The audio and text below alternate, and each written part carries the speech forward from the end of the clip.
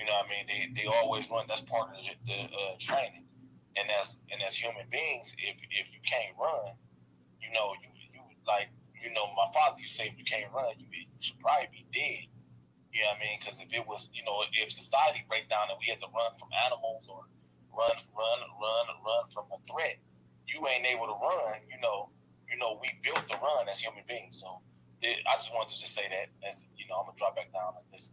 Okay, appreciate that. Appreciate that. Let me go ahead real quick. Let me go ahead and get into it. You want to add something really quick because I want to go ahead and start touching up on the actual topics for the night. Yeah, it was gonna be real quick. I was just gonna say, man, I want y'all to I want y'all to keep an eye on this. Y'all notice they ain't said nothing about this Carolyn Bryant being buried nowhere. So I just want the family to keep that in mind. They being real hush about this one.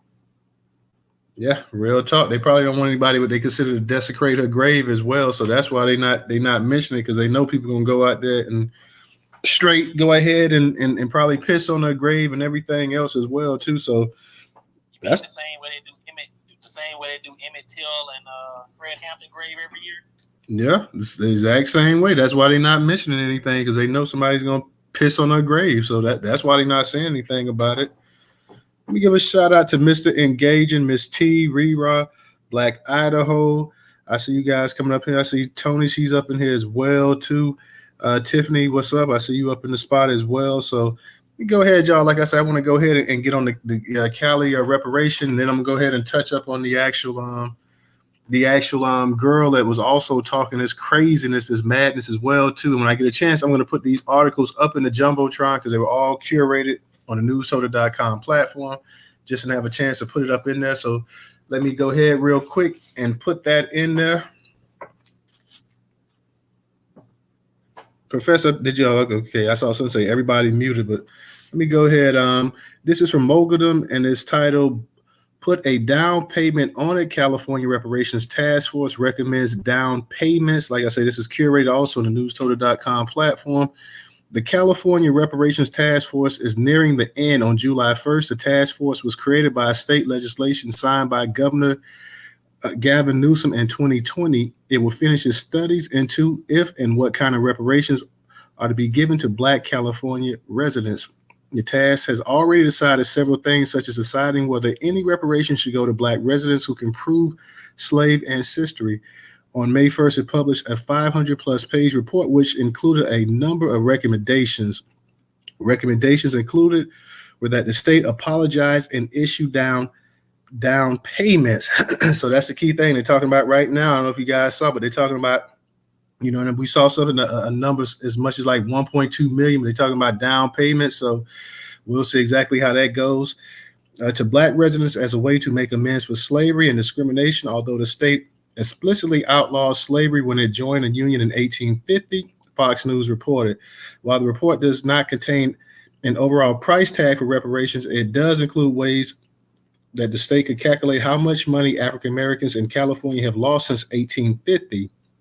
When the state was established to today to certain government practices, the loss estimates, which depends on the type of racial harm and how long a person has lived in California, ranging from $2,300 per person per year of residence for over policing of Black communities, all the way up to $77,000 total per person for Black-owned business losses. The valuations over the years, Cali Matters reported. It is critical that we compensate, but not just compensate. We also need to evaluate the policy that continues to hold us back, said Monica Montgomery Stepp, a San Diego City Council member who's on the task force, at a listening session in San Diego on April 30th. A new state agency would oversee reparations program, and that would determine eligibility and distribute funds according to the report. The agency also would be tasked with helping individuals document and provide evidence of specific injustices. The task force will meet again on May 6th. The meeting will be live streamed. Professor, did you hit a mute on something? I see the thing is muted. You there, Professor? I think I might have did it when I was trying to bring DJ up. Okay, I see it. Let me go ahead and give DJ the co-host invite as well too. So we're starting to hear about a down payment, of course, and that makes logical sense. I think that, hey, if you can go ahead, as long as you're paying the money, I don't care. lump. I pretty much figured nobody would be talking about a lump sum, but a down payment. As long as you're making that monthly payment, I don't know about no down payment, but it needs to be a monthly payment, month in, month out. And then not only that, they need to put it to the point that if a person dies, that's getting reparations, and that money goes to the family members or whatever, so they can divvy that up as well too. So that money does not need to go back to the state or federal government; it needs to go back to the family as well too. So make sure they need to make sure they put that also in the actual reparations pages and everything else as well too. Let me go ahead real quick, y'all, and I want to touch up on the reparations, and we also want to touch up on this thing that's going on in the University of Wisconsin with this white girl who's just going viral, this Becky, and she's just sitting up here just talking all kind of mess.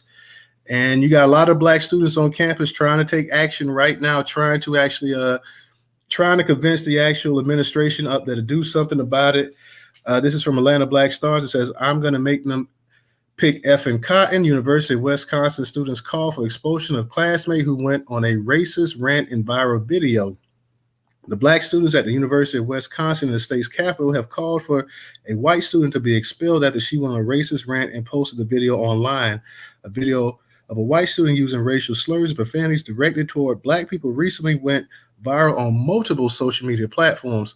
One university group has identified the student as a sophomore nursing student." Now, in this article I got from Atlanta Black Star, I don't have her name in this, but I had an article later from Black Sports Online where they actually did have the girl's name in it. I'm going to put that in the Jumbotron when I get a chance to actually start filling the Jumbotron up as well, too. So they actually did put her actual name in there as well.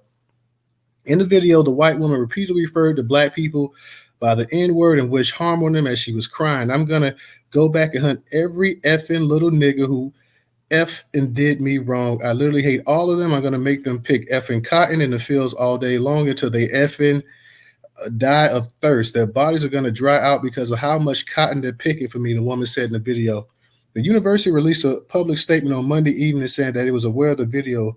While the university can't limit what students and employees post to their personal social media accounts and can't take action against posts that are unlawful, racist, and slurs do not represent or reflect UW-Madison values around creating an inclusive community, the statement said.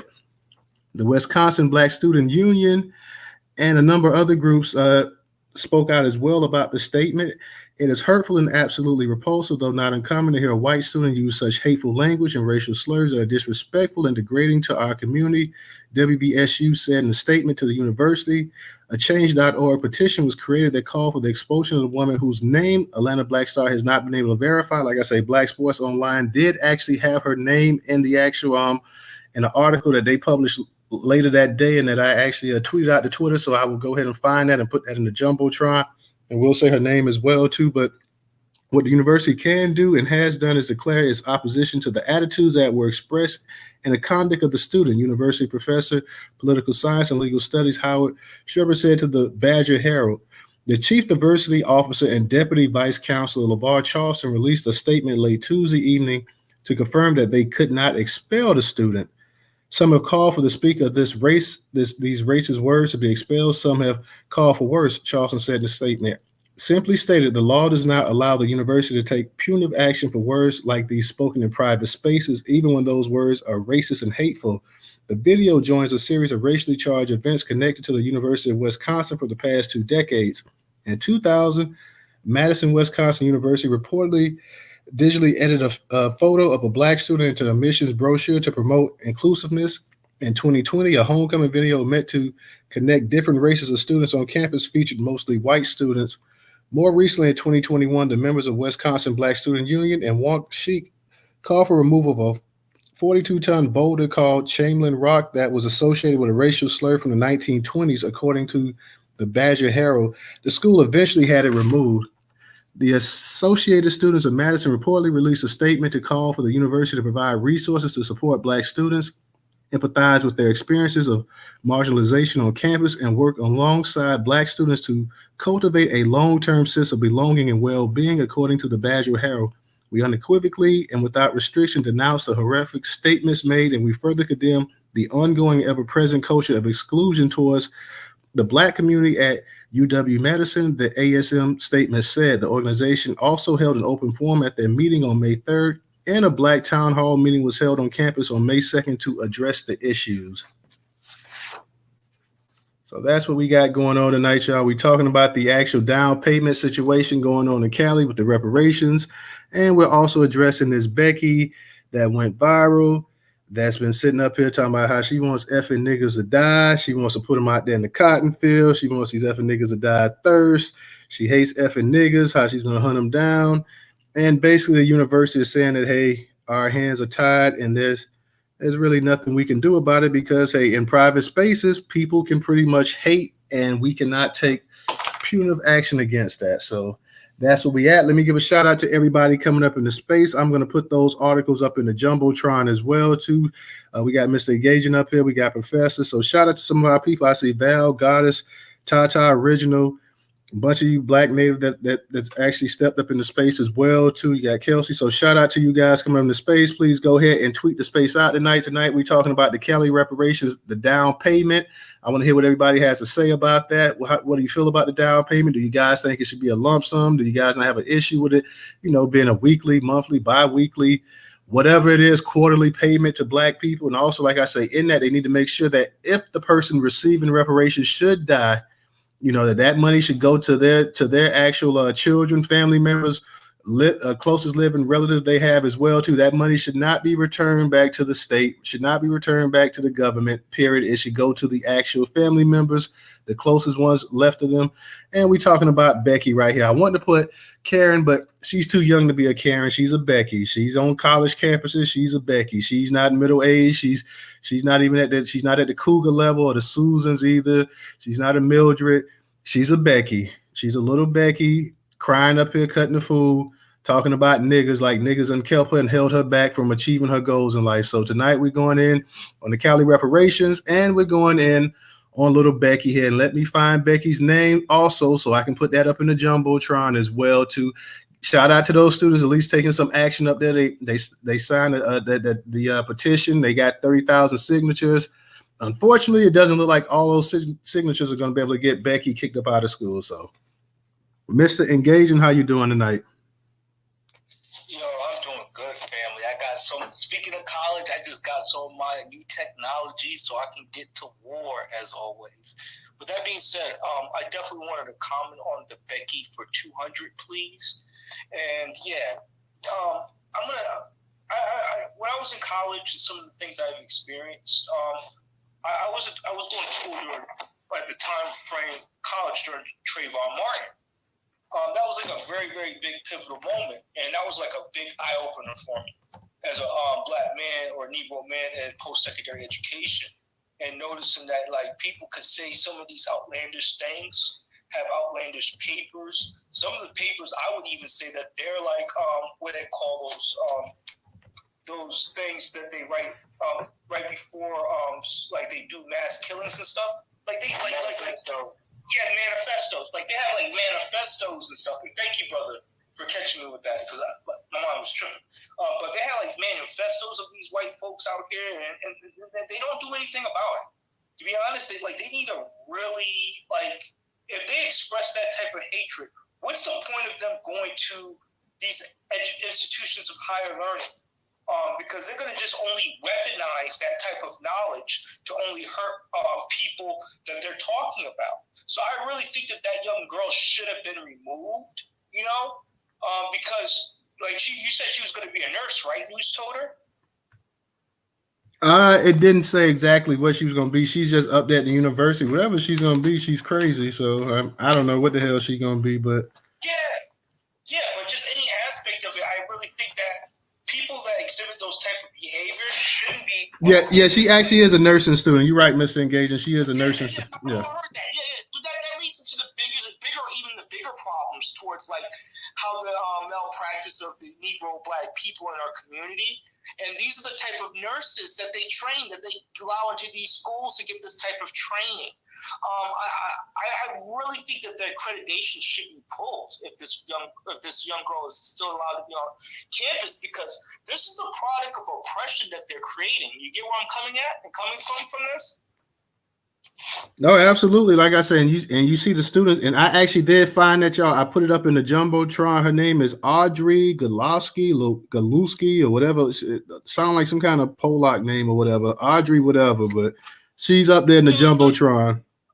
So she's not even an American citizen, family, and she's benefiting off affirmative action of her getting her little narrow behind up in this institution just to call us N-words and such, so she can work as a nurse. Like that's kind of disgusting.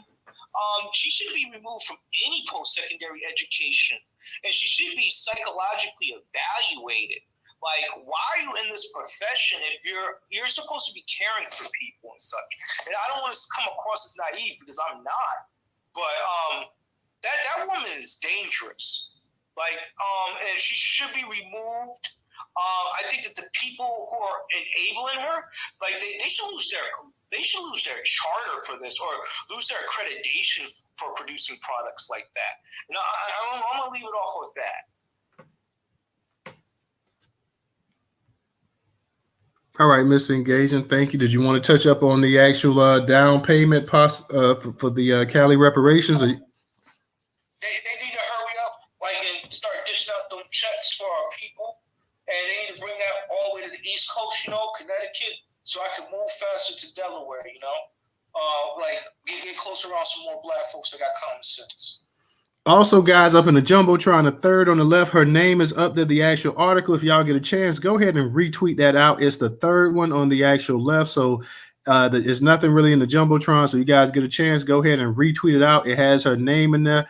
I actually put a hashtag with it as well too. So definitely go ahead and retweet her name out. And like I say, shout out to the young students. Shout out to them going ahead in Wisconsin, and you got the black students, holding town halls and everything else, trying to go ahead and get some justice up there. And like I said, unfortunately, it seems like they're not going to be able to do anything much of whatever.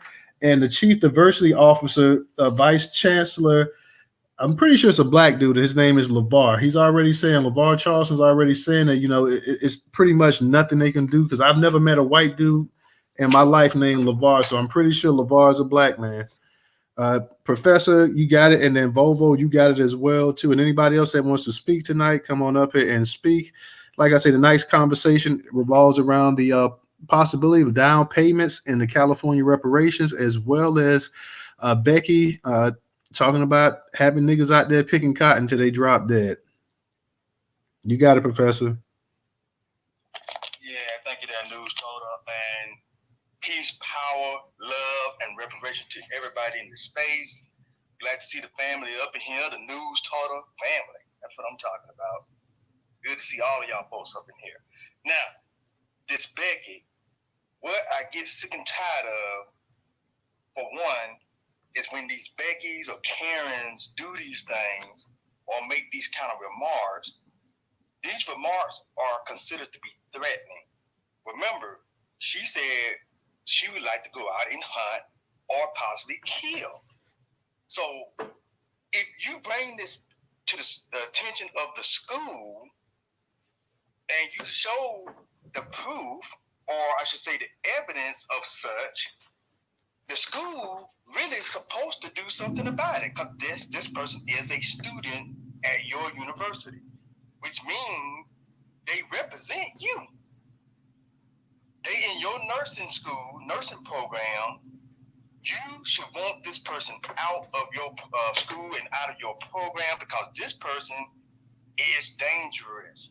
They have made a manifesto, so to speak, as Brother Commander was just saying, because she has said she wants to kill black people. She wants to put black people back out in the cotton fields. She wants to hunt us down. So this is somebody you need to make a move on and get them out of your university.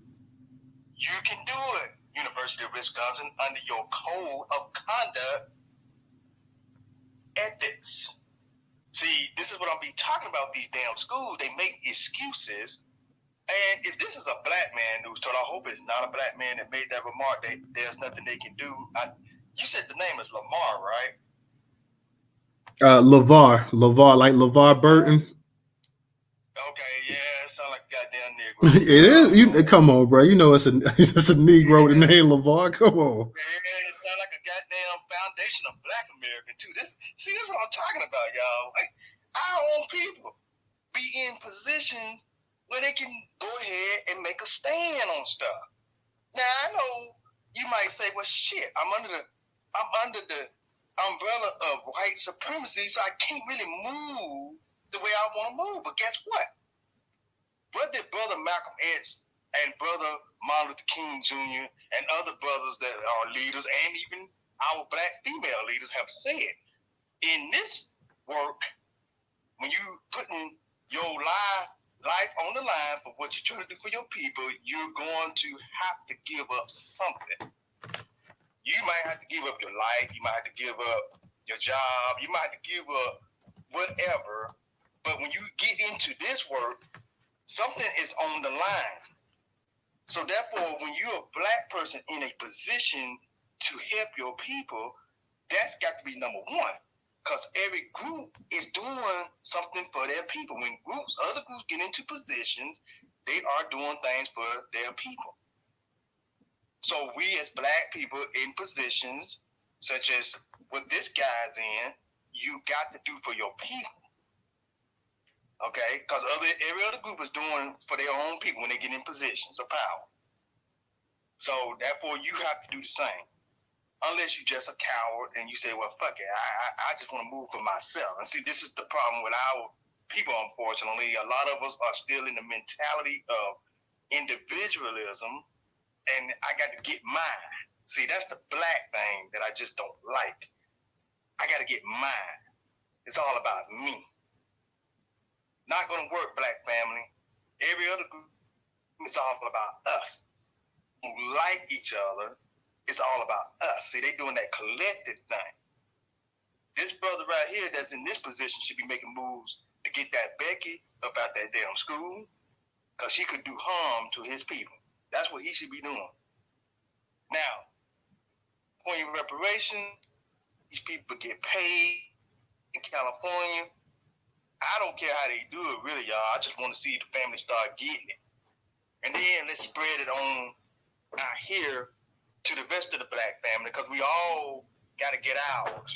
See, notice I said we got to all get ours. See, I didn't say get mine. I want to see all of us get it. And I'm not talking about the other Blacks. I'm talking about just the Black foundation of Black Americans, the descendants of slavery. I'm talking about us, not the other ones. Okay, they got to get theirs for theirs, but they trying to get into ours, but they got to get theirs for theirs, and I want them to get theirs. I just don't want them to get theirs off of ours. So foundation of Black Americans up in this space, Black American people up in this space, Negroes up in this space, people in the hood up in this space, melanated people up in this space that are Black Americans, we got to get ours. Collective unit. I land my plane right there. All right, Professor, and I'm with you. I want to see Black people globally get theirs as well, too. But, over here in America, first and foremost, the Black Americans, the descendants of chattel slavery have to get theirs. And we'll stand with our people globally. For those in the Caribbean, those in Africa, we support them, and they fight for reparations as well, too, as well as they should support us right over here in America as well. So that's how it should be. You go ahead and you lend support to us in our fight. We lend support to you in your fight as well, too. And that's how you have a global community right there. You don't come in here and say, well, you know what, even though we know that you guys went through everything over here, you seen, while we may have seen a tenth of what you guys seen, we think we should get. No, it doesn't work like that. That's not really being that's not being real. That's not being genuine. That's not being honest. Because if I guarantee you, any Black people that are repatriated to the Caribbean, Africa, whatever, if you sit up here and say, well, y'all owe money for colonization and this and that, these Black people moved over in the 70s and they should get exactly, or the 80s, they should get exactly what you get. Everybody be up in arms. So that's not the way it is. Like I say, support us over here in our mission. We support you in your mission as well, too. And that's how you create the global family that everybody's talking about having. So let me just say that. Volvo, go ahead. You got it. Unmute your mic.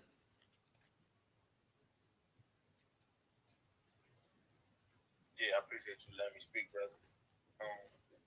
Yeah, I want to touch on this lady that's talking about this cotton picking shit. Y'all, what the brother was saying is that this woman is dangerous. That's correct. she gonna get put in a position of power over you. Somebody that hates you like that, and then she gonna be a nurse. That's somebody that'll give you bad medicine, or misdiagnose you on purpose, or won't take their job serious when it's something that she should have caught. You know what I mean? So I can't trust her to take an oath. She can't take an oath and then be over me. So that should be enough right there for her to not even be able to get a license, because we know what her real feelings is. You know what I mean? If you take an oath, you're supposed to honor that oath. We hold you to a high standard when you take that oath to be a nurse. You know what I mean? You should be held to a high standard. You know what I mean? But if a lot of these, I'm gonna say most white people kind of feel like she do. Notice that we even catch them in private conversations, saying how they want to kill black people. We just seen in Oklahoma, where these elected officials that took an oath was sitting around talking about how they want to lynch black people. These people run the country. They they took an oath to uphold the Constitution, and they sitting around talking about how they want to lynch us. I remember hearing a story about I did a story on my channel about this. Police officers they thought their body cam was off, and they ran around talking about they can't wait for World War III so we can start picking off niggers and all that. And I just bought me a new AR, and I'm gonna go out here and start killing these niggers and knock them back 4 or 5 generations to slavery. This is their private conversation, that they feel like this. You know what I mean? These are people in positions of power, people that took an oath. And it's a small town I used to work in, maybe like 30, 40 minutes outside of Freedom. It was a black police officer. Every time the black police officer turned his back, the white police officers that he worked with is making Klan jokes and talking about they want to hang them and all that type of shit. You know what I mean? Like, this going on, like, in every sector of society, wherever you put these people at, we keep catching them doing that. There was a story in North Carolina where a paramedic that took an oath to do right by his patients said that he hate going to this apartment complex because there's too many niggers there. And when he got to deal with a black child, he used a higher gauge needle. He used an adult needle just to cause the child more pain. You can look all this stuff I'm saying. You can look this stuff up. So, what do we do? Like, you know what I mean? Like, I be wanting to fuck these people up. You know what I mean? But you don't want to crash out and go away your life. You know what I mean? But it might come to that one day. But let me say this: anybody that's tech savvy or anything like that, I feel as though, right, if we can't stop these people from getting in these positions, right, we need to at least create a database that anybody can go on the website and Google these people's name, and then we got evidence of who these people are. We got the videos, we got screenshots of their social media accounts. We got their name up there. It ain't because she can become a nurse and change her name, but whoever she worked for, they gonna want to know what was her name before, and we make it well known that you can Google names on this website. If I'm making sense, if that make any sense. I appreciate you letting me speak, brother. All right, Volvo, appreciate it. Thank you for coming up. Mel, what's going on? It's been a little minute since I heard from you, Mel. How you doing? Hey, what's going on? What's the T family? Thanks for letting me speak. I agree with what a good part of what Volvo said. So,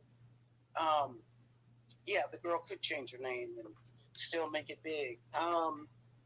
This is really disturbing to me because we have all across this country, we have different governments saying, different state governments saying, oh, we need to stop diversity, equity, and inclusion at these schools.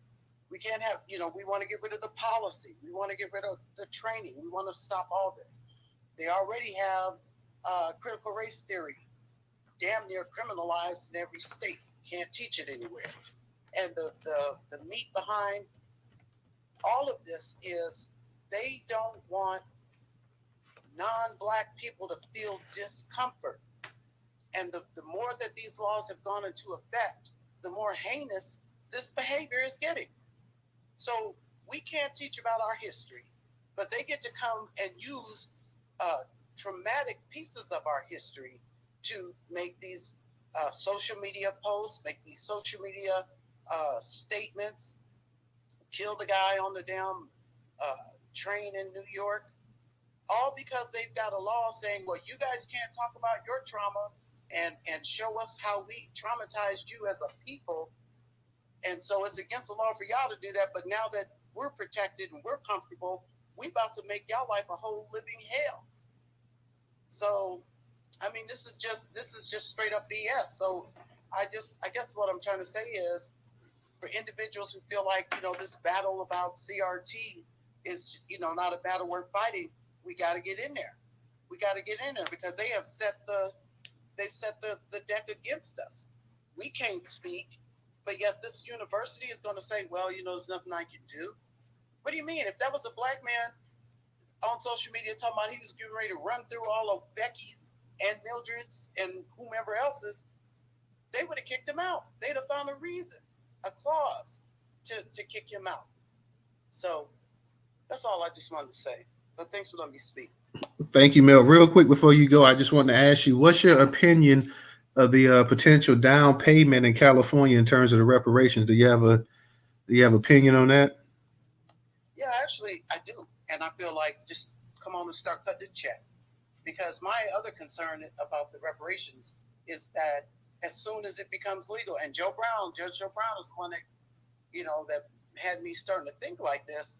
As soon as they make it a law and they make it legal to go ahead and start dispersing the funds, who's to say they're not going to come right in and write another policy or act or what have you and stop the damn check mid, check is in the mail mid-sentence. So that's the problem. And we know that they can do that because look at what they're doing in Mississippi. They just writing this shit to fit their own narrative. So yeah, hurry up and cut the check and let us get some of this before they can stop it because they're going to try to do it. Thank you, Mel. I appreciate that. And I never thought about it from that point of view. I thought about them whitewashing it, and I thought about the fear of getting to the point where you started to have, just like you had with the Native Americans, $5 Indians, you start having $5 Negroes popping up, and everybody gonna talk about they got a Black great grandma and I'm half Negro and all this other nonsense as well too. So I've been thinking about that. But that's another what you said, Judge Joe Brown said, that is something else to look into as well too. So Mr. Engaging and DJ, what's up? I see you up in the space. DJ, how you chilling tonight? Or you out and about?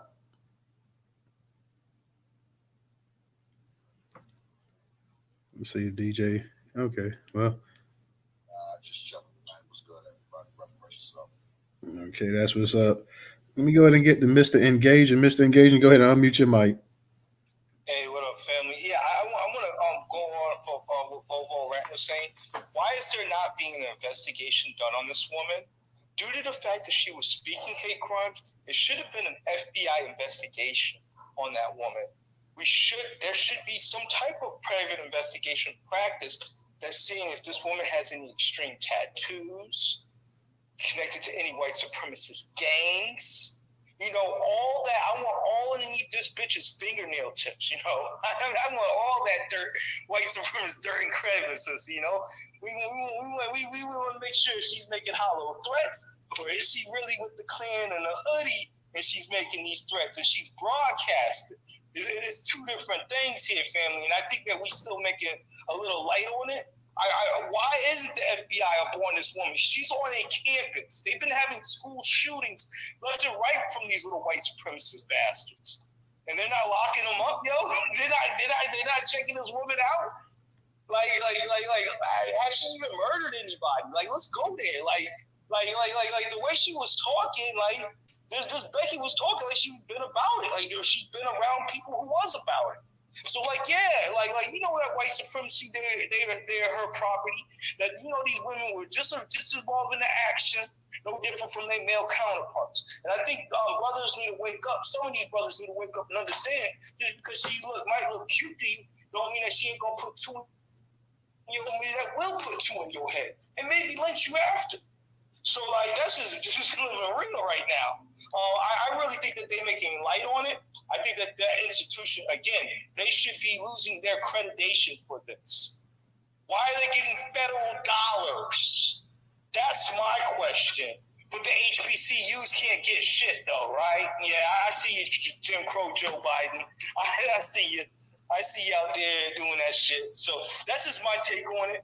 Like, just the whole FBI thing, like, they need to really, like, this is a hate crime. This is a hate crime on the campus. This ain't no rant. This ain't no small little, no, this is a hate crime. Like, let somebody say something disparaging about the Jewish Holocaust and let them sit there, let them still be on campus. All right? So why is this woman still sitting on campus? And to be honest, I'm with Rant. We need to make a little meme of her picture, right? Have a jailhouse photo picture. Have it on the Negro Most Wanted, all right? If you Negroes see her on a block, it's your job to have these flyers about what she has done on campus and the reason why she shouldn't get an employment in any reputable job position. I think we should be doing that type of propaganda and that type of slander on the blocks. That's what I think. Hey, send me that picture. I'm gonna make it before that space is over with. Watch me. Yeah, like share that. Now we share that. Now that's something that we need to be sharing. And then people be like, yo, man, that's a regular carrot. Yeah, your regular ass can be put on the jumbo stream on Black Twitter, Negro Twitter, and all our little Negro hands is passing it along and pointing you out. Hey, that sounds like a pretty good idea. That, like I said, and also retweet out the actual this chick. Like I said, we have up in the jumbotron.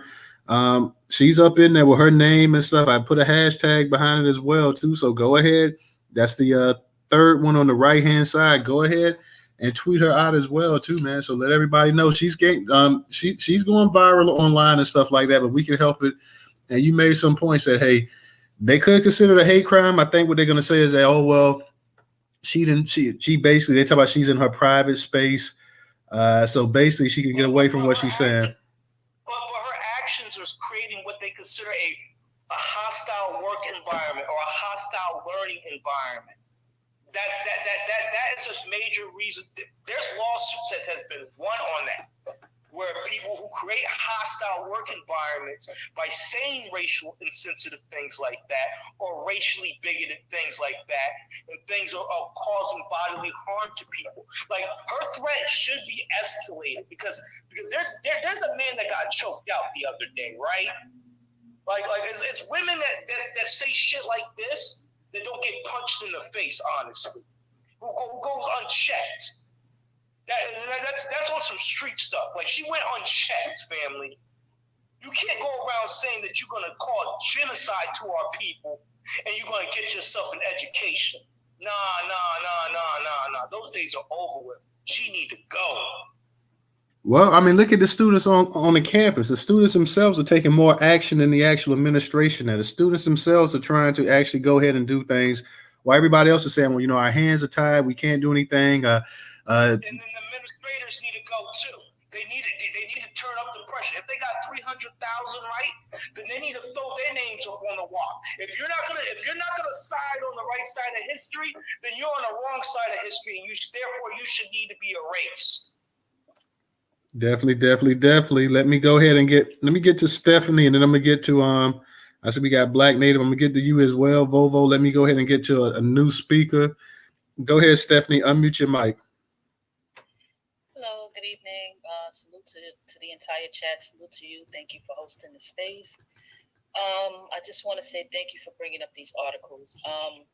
As far as the female is concerned, I think she should carry a scarlet letter with her. So on every job interview, every job that she's in, make sure that everyone knows all of the things that she said, especially if it's a hospital with a lot of Black nurses and Black doctors, so that they can know exactly who she is and what she's capable of, especially if a patient happens to pass away under her care.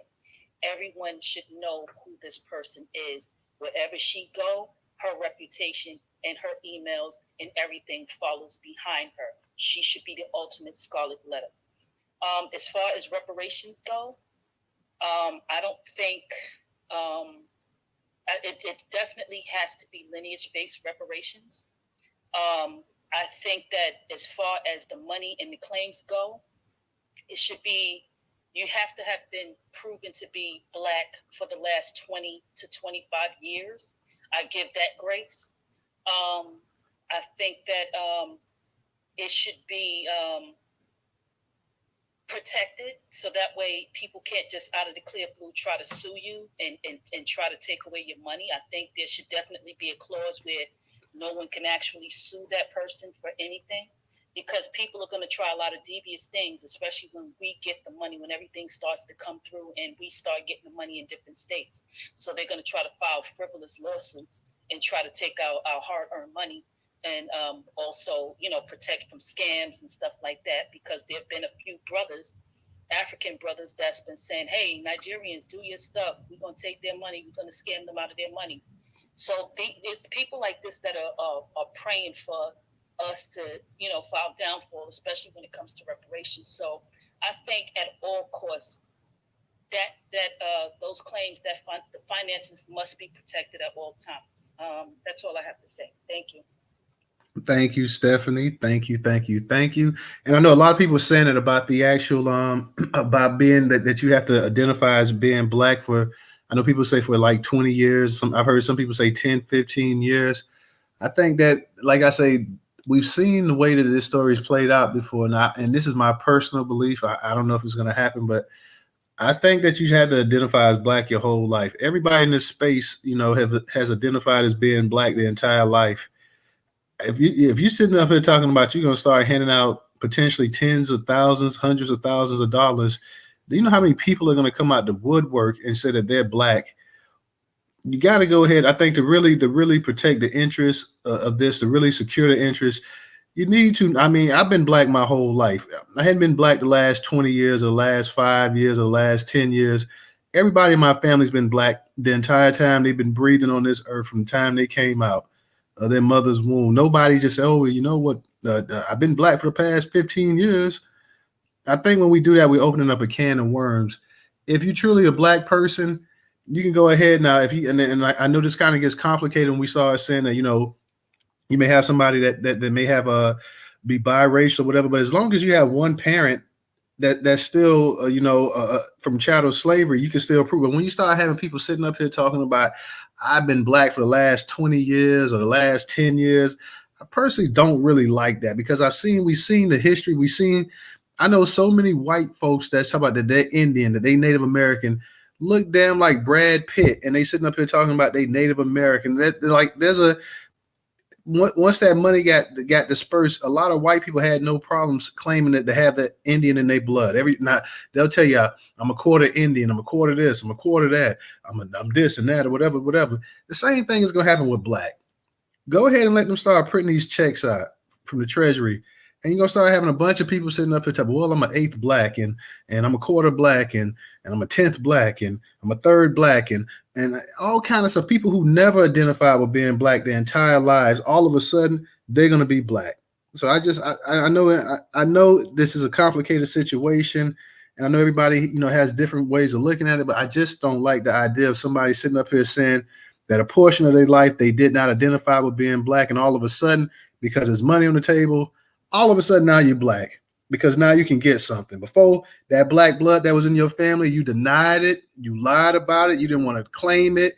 Your whole family, they sat there, they never mentioned any Black relative, nobody talked about it. Now all of a sudden, you're gonna start having these white folks breaking out these family albums and sitting up here and talk about, yeah, that's great Uncle Jed, and he was a quarter Black. His mother was Black in Mississippi.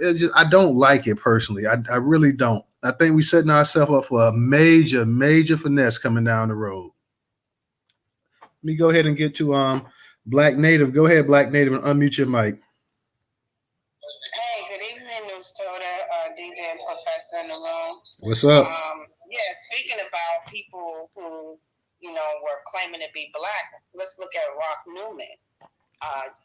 He always thought he was black, but then when he got those DNA results back, he's white. Rock Newman don't have any black in him. No, come on, black. Like maybe 2%. He got to have some. He got to have some black in him, Black Native. He's a white man, but all these years, because this is what he was told. I watched his show when he got his DNA results back, so he's a white man. Post that DNA. If you get a chance, please send that to me, DM me or whatever. Because Rock Newman. I'll look for the YouTube. Do that because I'll look for it. But yeah, the man, he's been with the black cause and the whole time. But I think he's from a certain part of either Washington, and his family, all of them were. But you could look like his mother looked white, his father, and he just thought he was light skinned. But his whole family. But when it came down to when he got those DNA results back, he's a white man. I think I watched this about maybe 2 or 3 weeks ago. I'll go ahead and look for that. Yeah, because he's gotta have more than 2% black in him now. He gotta. Maybe you do have white people who have been around black people their whole lives, and they take on black vernacular, and certain ways of being black, because I guess that's who he was surrounded by. So his wife is black. His kids are black. But some of his features, even though he's really light skinned, I could look at his nose and some of the stuff and tell that he has some black in him, though. Okay, I'm gonna pull it up. Matter of fact, once I get off of here, I'm gonna try to send it to you. Okay. And then you can, look at it for yourself. I was just looking up the University of Wisconsin, and I was looking at the numbers of how many black students, because I was looking at, okay, what is their athletic league looking like? Since you refuse to punish this white supremacist, what is your football team looking like? What is your basketball team looking like? Because, most of their athletics is what brings in the money for the university. So if you have a predominantly all black football team and basketball team, yeah, those students, those athletes need to boycott and say, hey, we're not playing until she's out of here. But when I looked up the numbers, now let me make sure is it the University of Wisconsin / Madison? Yeah. Okay, now the undergraduate and graduate is 64.6 white, 7.12% Asian, 6.11% Hispanic or Latino, 3.4% 2 or more races. Black or African American is 0.233%. So there's not that many black people in this university. It's 0.233%. So it's not even 1% of the students in that university as black, or what they have black or African American. So maybe that's the reason they feel that they can get away with this, and they don't have to, get her out, get her out the paint, because the percentage of the students in the school are not black. It's like less than 1%. She is dangerous. She could come up to the school and shoot up white people. You know what I'm saying? Because that's what they do. But, they want to back her, like Rant. Let's get a database going. Let's put all these people who want to be free and, spew their racism. Let's put them out there. These are the people like LinkedIn. We can have our own database. Supremacists in. And we put their faces, we put what their jobs are, where they work at, and we have people that this is employment. We could create a whole system and employ black people to stop white supremacy in its fucking tracks. Now, with the reparations, cut the checks. I just hope that when they start cutting these checks, all of a sudden the damn dollar flop. See, they'll post some shit like that on us. You know, the economy will all of a sudden just go into a spiral, and the money ain't worth nothing right when we getting ours. So, you know, I just hope that, you know, they don't pull that. Like you said, we're going to have a lot of white $5 Negroes popping up, you know, pulling out their great, you know, granddad's picture somewhere they didn't found, probably then stole it from out of a library, and ain't no nobody ain't really going to do no real search engine. So, yeah, we're going to have a lot of that. Everybody's going to be black all of a sudden when it's time to get our money. I just hope that this economy is stable when they start cutting the checks in California and it starts coming down to the south and to the east and to the north and wherever else. We have a stable economy so we can enjoy our money and create the community that we want to create when we get our money. I'll land. Thank you. Thank you, Black Native. And yeah, when you get a chance, go ahead and send me that thing with Rock Newman as well too. So I definitely would like to see that as well. So definitely go ahead and send me that.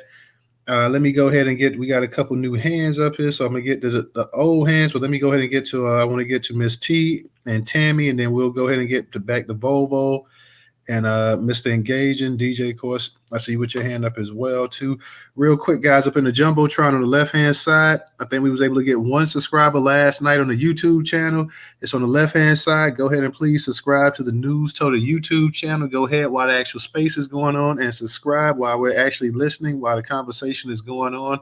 Also, for those that can, please support us on Cash App, $Newstoter, $Newstoter. Newstoter is the largest Black-owned, Black American-owned news media curation platform today in America. Once again, that is $Newstoter, $Newstoter. If you do not have a Cash App, we have a Venmo and PayPal up in the Jumbotron as well, too. So let me go ahead and get to Miss T. Miss T, go ahead and unmute your mic. Hey, Newstoter, can you hear me? Yeah, I can hear you good. How you doing? I'm doing well. What's up, DJ, Professor, and all the other family in the room? Hope everybody had a great day. Yeah, we're going to get Becky out of there. We also need to attack that, what was he, the school dean of admission. What was that guy, Lamar?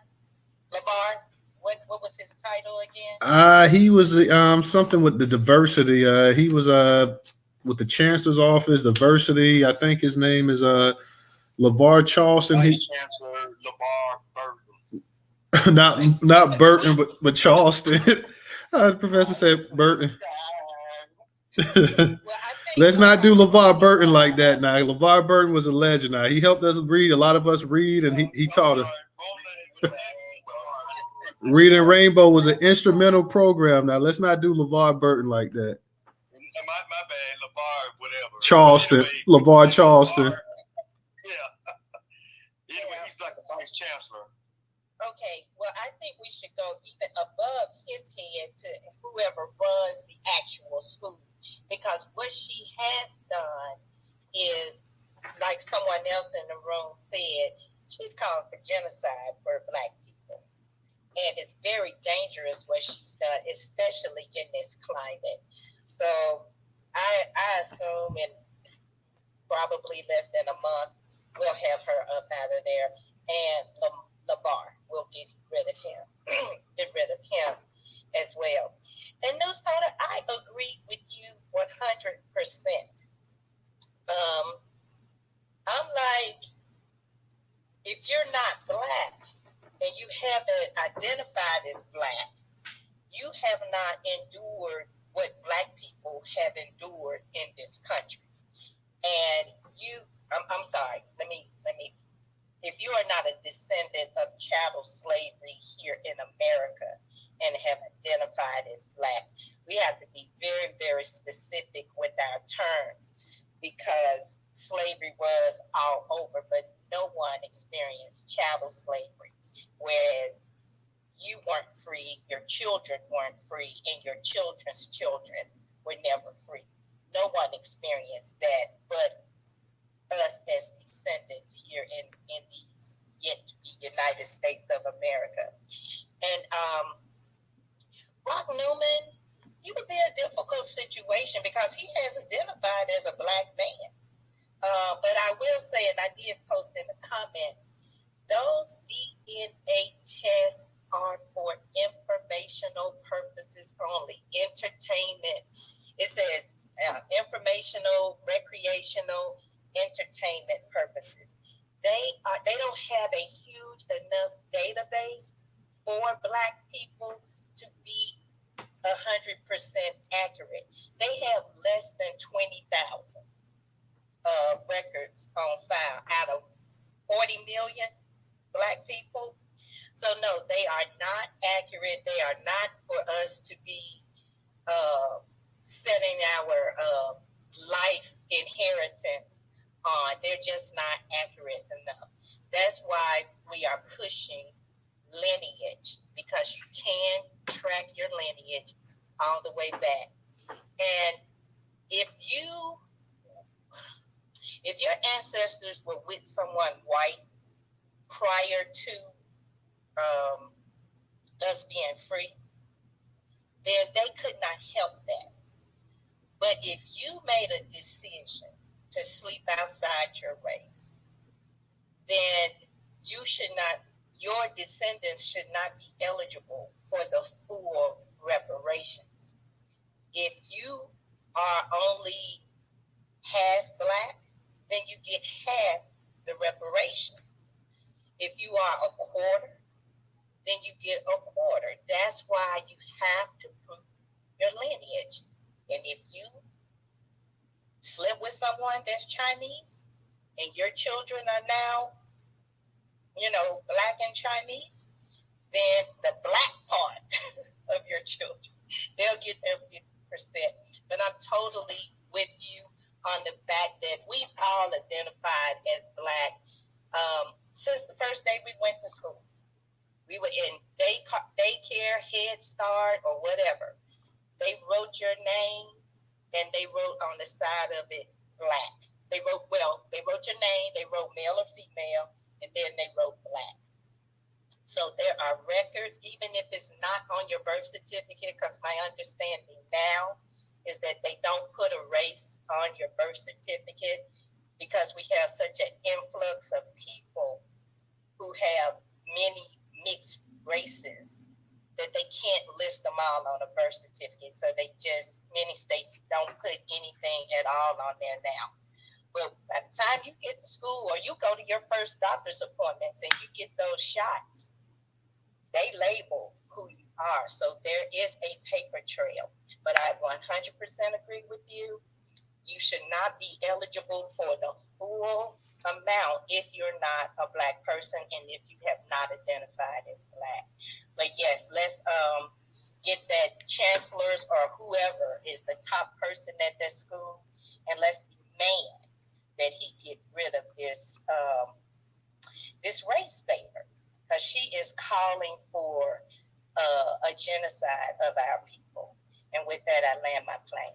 Mel, she already posted. She put and I think I went ahead. Let me go ahead and retweet that as well too. And I'm gonna put the guy LeVar Charleston, put him up in the actual jumbotron as well too. But yeah, when I heard the name LeVar, I already knew, like, okay, because I got a homeboy named LeVar. So I mean, I know a bunch of LeVars and stuff. So anybody named LeVar, come on.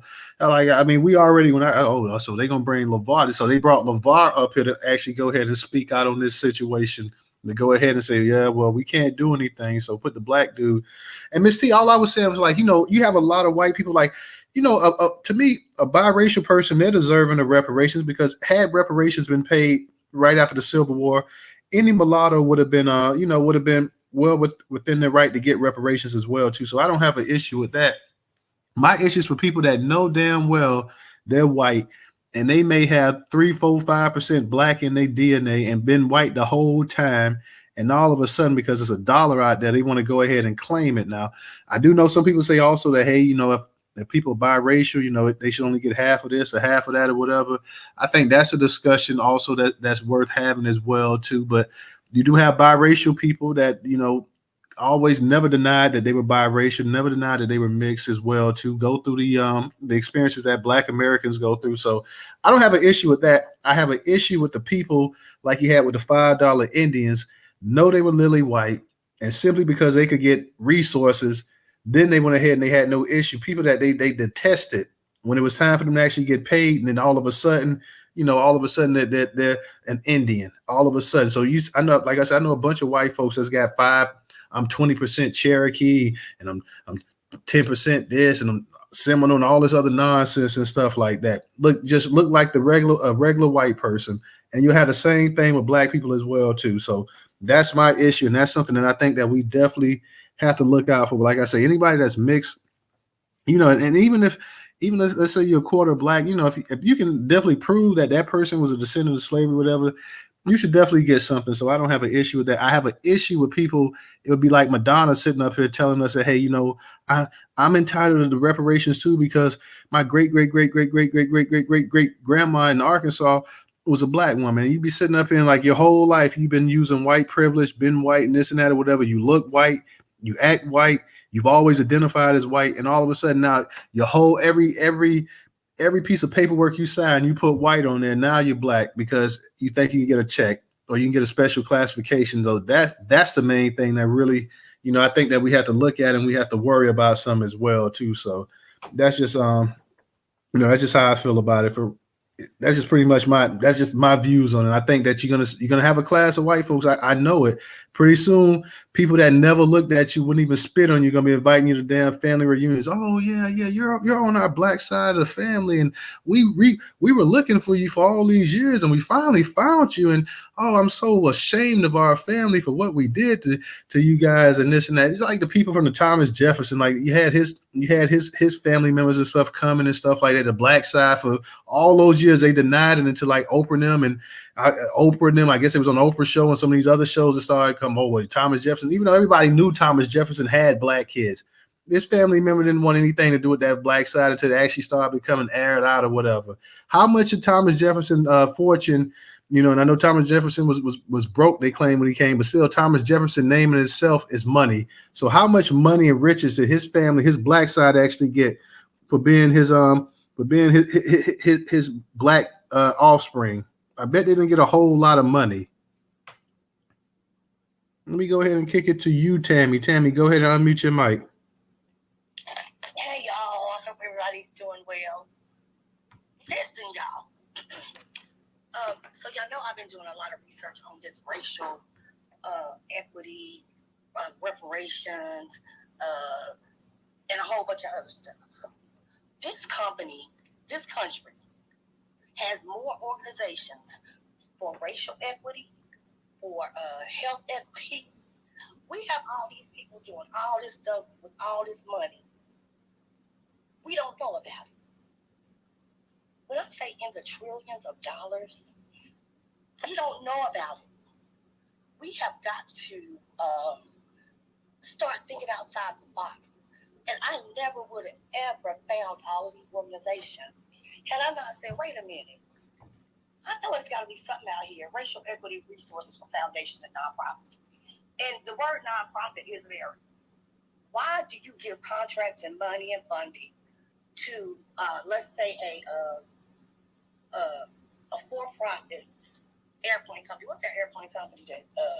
Just give me a huge profitable company that they work with, and they renew their contracts every year. Boeing. Airlines, Boeing. Oh, wow. So why, in order for your citizens to open businesses and get these same contracts, do we have to be nonprofit? You send it to them, you send the money to the states. We already know that both of them are very racist with no oversight. You know how many Black-owned foundations there are that gets funding from the government? Less than 3. I'm talking about own the foundation, because you don't have to be rich. I just found this out. Tammy, let me ask you a question. Like, is this tying some way into the actual topic, or? I'm sorry, I didn't hear it. I said, is this going to tie into the actual topic somewhere, or? Reparations. Yeah, the reparations, or the Becky with the. But it does for me. It does to me because at the end of the day, it's a racial thing. But I got you. I'll table it. Okay. No, I'm just trying to keep it on the actual thing. But I mean, like I said, we're gonna do an actual space because, like you're right, we do need to talk about some of the actual funding opportunities that Black people that we missing out on. So that's a space that maybe we can coordinate together and see exactly because we do. And I do have we a. need to move forward with. Let's see what to do about it. Let's see who we need to call to challenge to get the money. We talk about. We already know about all of that. Even the Homestead Act. It's still been studies on that and things going on with that today. Well, I know that, but they don't have representation from us. But they put it on their website. But I'll table it.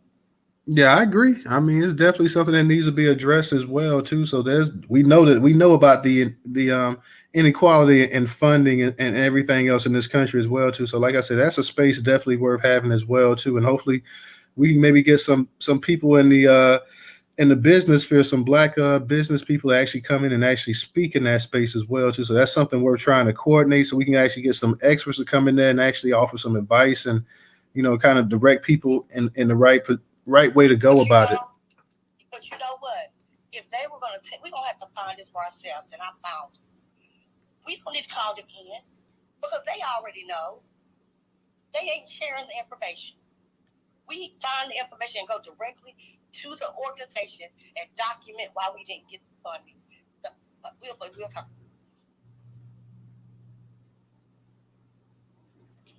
All right. Thank you, Tammy. Let me go ahead real quick. Let me get to Volvo. Go ahead and unmute your mic. No, I was asking, can y'all hear me? Yeah, I can hear you. Oh, I couldn't hear what Tammy was saying. She cut out. Yeah, no. Okay, yeah. I can hear you. Go ahead. Yeah, I just wanted to touch on that database thing I was saying earlier. Like y'all, the internet ain't gonna do nothing but get big. You know what I mean? It's here. So this is something that's okay. Let's say they throw her out of school. If we had a database, that's a way worse of punishment than that. Because this would be something that would follow her for life, follow her children, all that. You know what I mean? If we could create a database where you could go on this database, go on this website or whatever, and just punch in the person's name, or even if you can't remember the person's name, punch in University of Wisconsin. We got what is it called? Tags. We got tags with words that surround the situation. You know what I mean? You could Subway killer or whatever, and then these people pop up. You know what I mean? When you go get a job, people secretly Google your name. They secretly run your credit. All that shit. They want to know who they hiring. So if we was to put something like that together, we some, what I want to say, I don't know if this is the right word, but we some popular people. We some influential people. People wouldn't be secretly going on that website, going in that database, and looking. I'm about to hire this lady to be a nurse. Let me just type her name in this database and see what's going on. You know what I mean?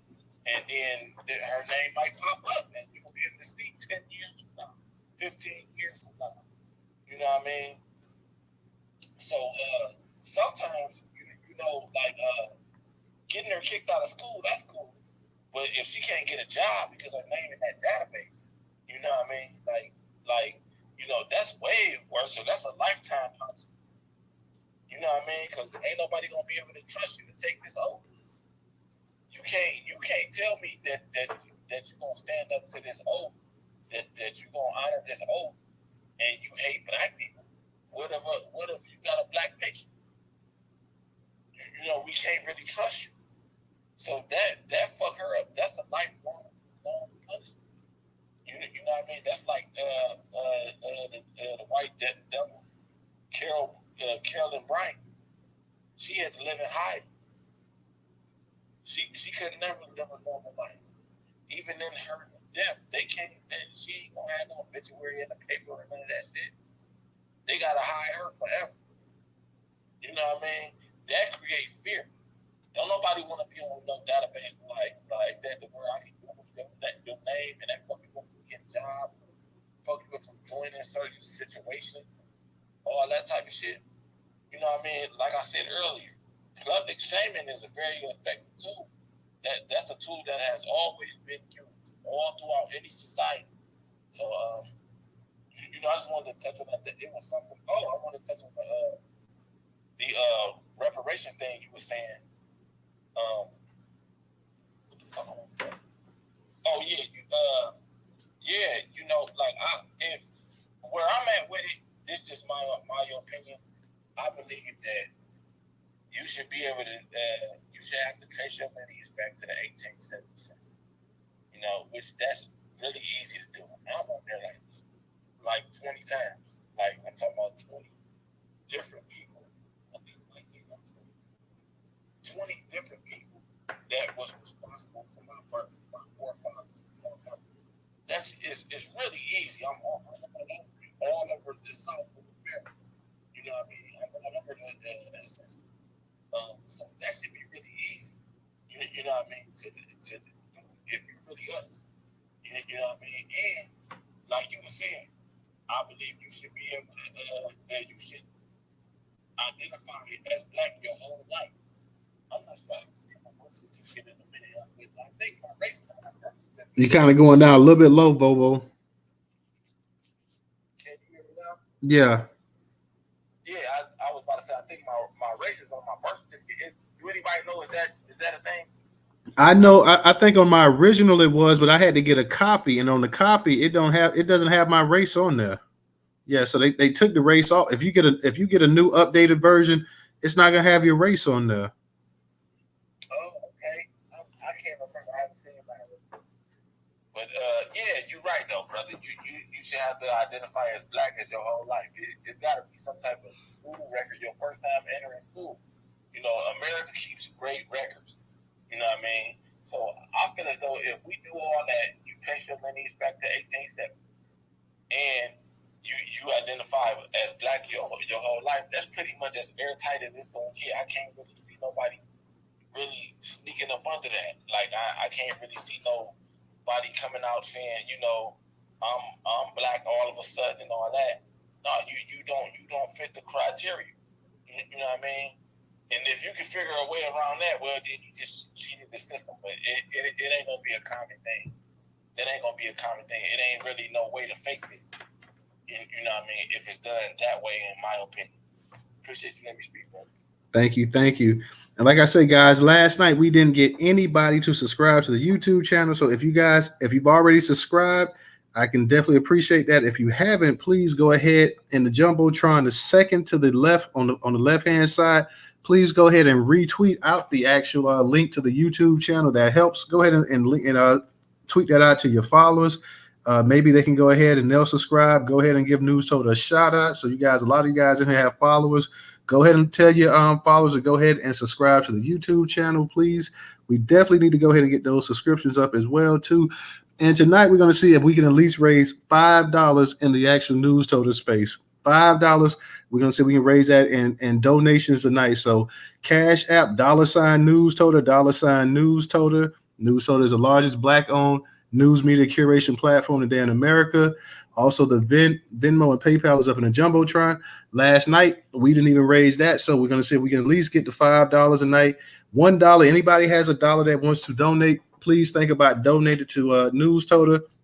The articles and the content that you see tonight, once again, comes off the Newstoter platform. Like I told you, the vast majority of these spaces are actually coming from the actual platform, Newstoter.com itself. And guys, make sure you visit Newstoter.com daily to stay up to date on breaking black news in America as well, too. So let's see tonight if we can get our family to go ahead and support.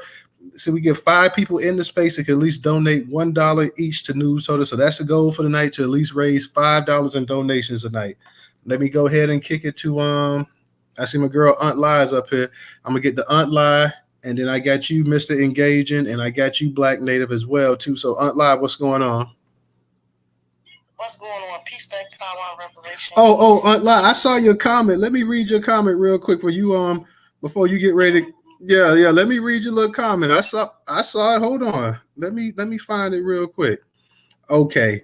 Nope. The reparations should be forfeited, not half. You get none. So you saying that if a person is, you saying if a person is mixed, if they 50% black, they shouldn't get. And let me give a shout out real quick to Empress and Jimmy for their contribution on Cash App. But I gotta go ahead now. Now, Aunt Lie, you my girl and all. You hold on. You my girl, but you telling me so? You telling me the mulattoes in slavery time shouldn't have got nothing right after the Civil War ended? I'm talking about after the Civil War ended, when they were raped, they didn't have a choice. They didn't choose that path. They didn't ask to be here. It was out of rape. But we are years behind that. Now people are choosing. I don't think that North Kardashian qualifies. No, the fuck she need reparations for?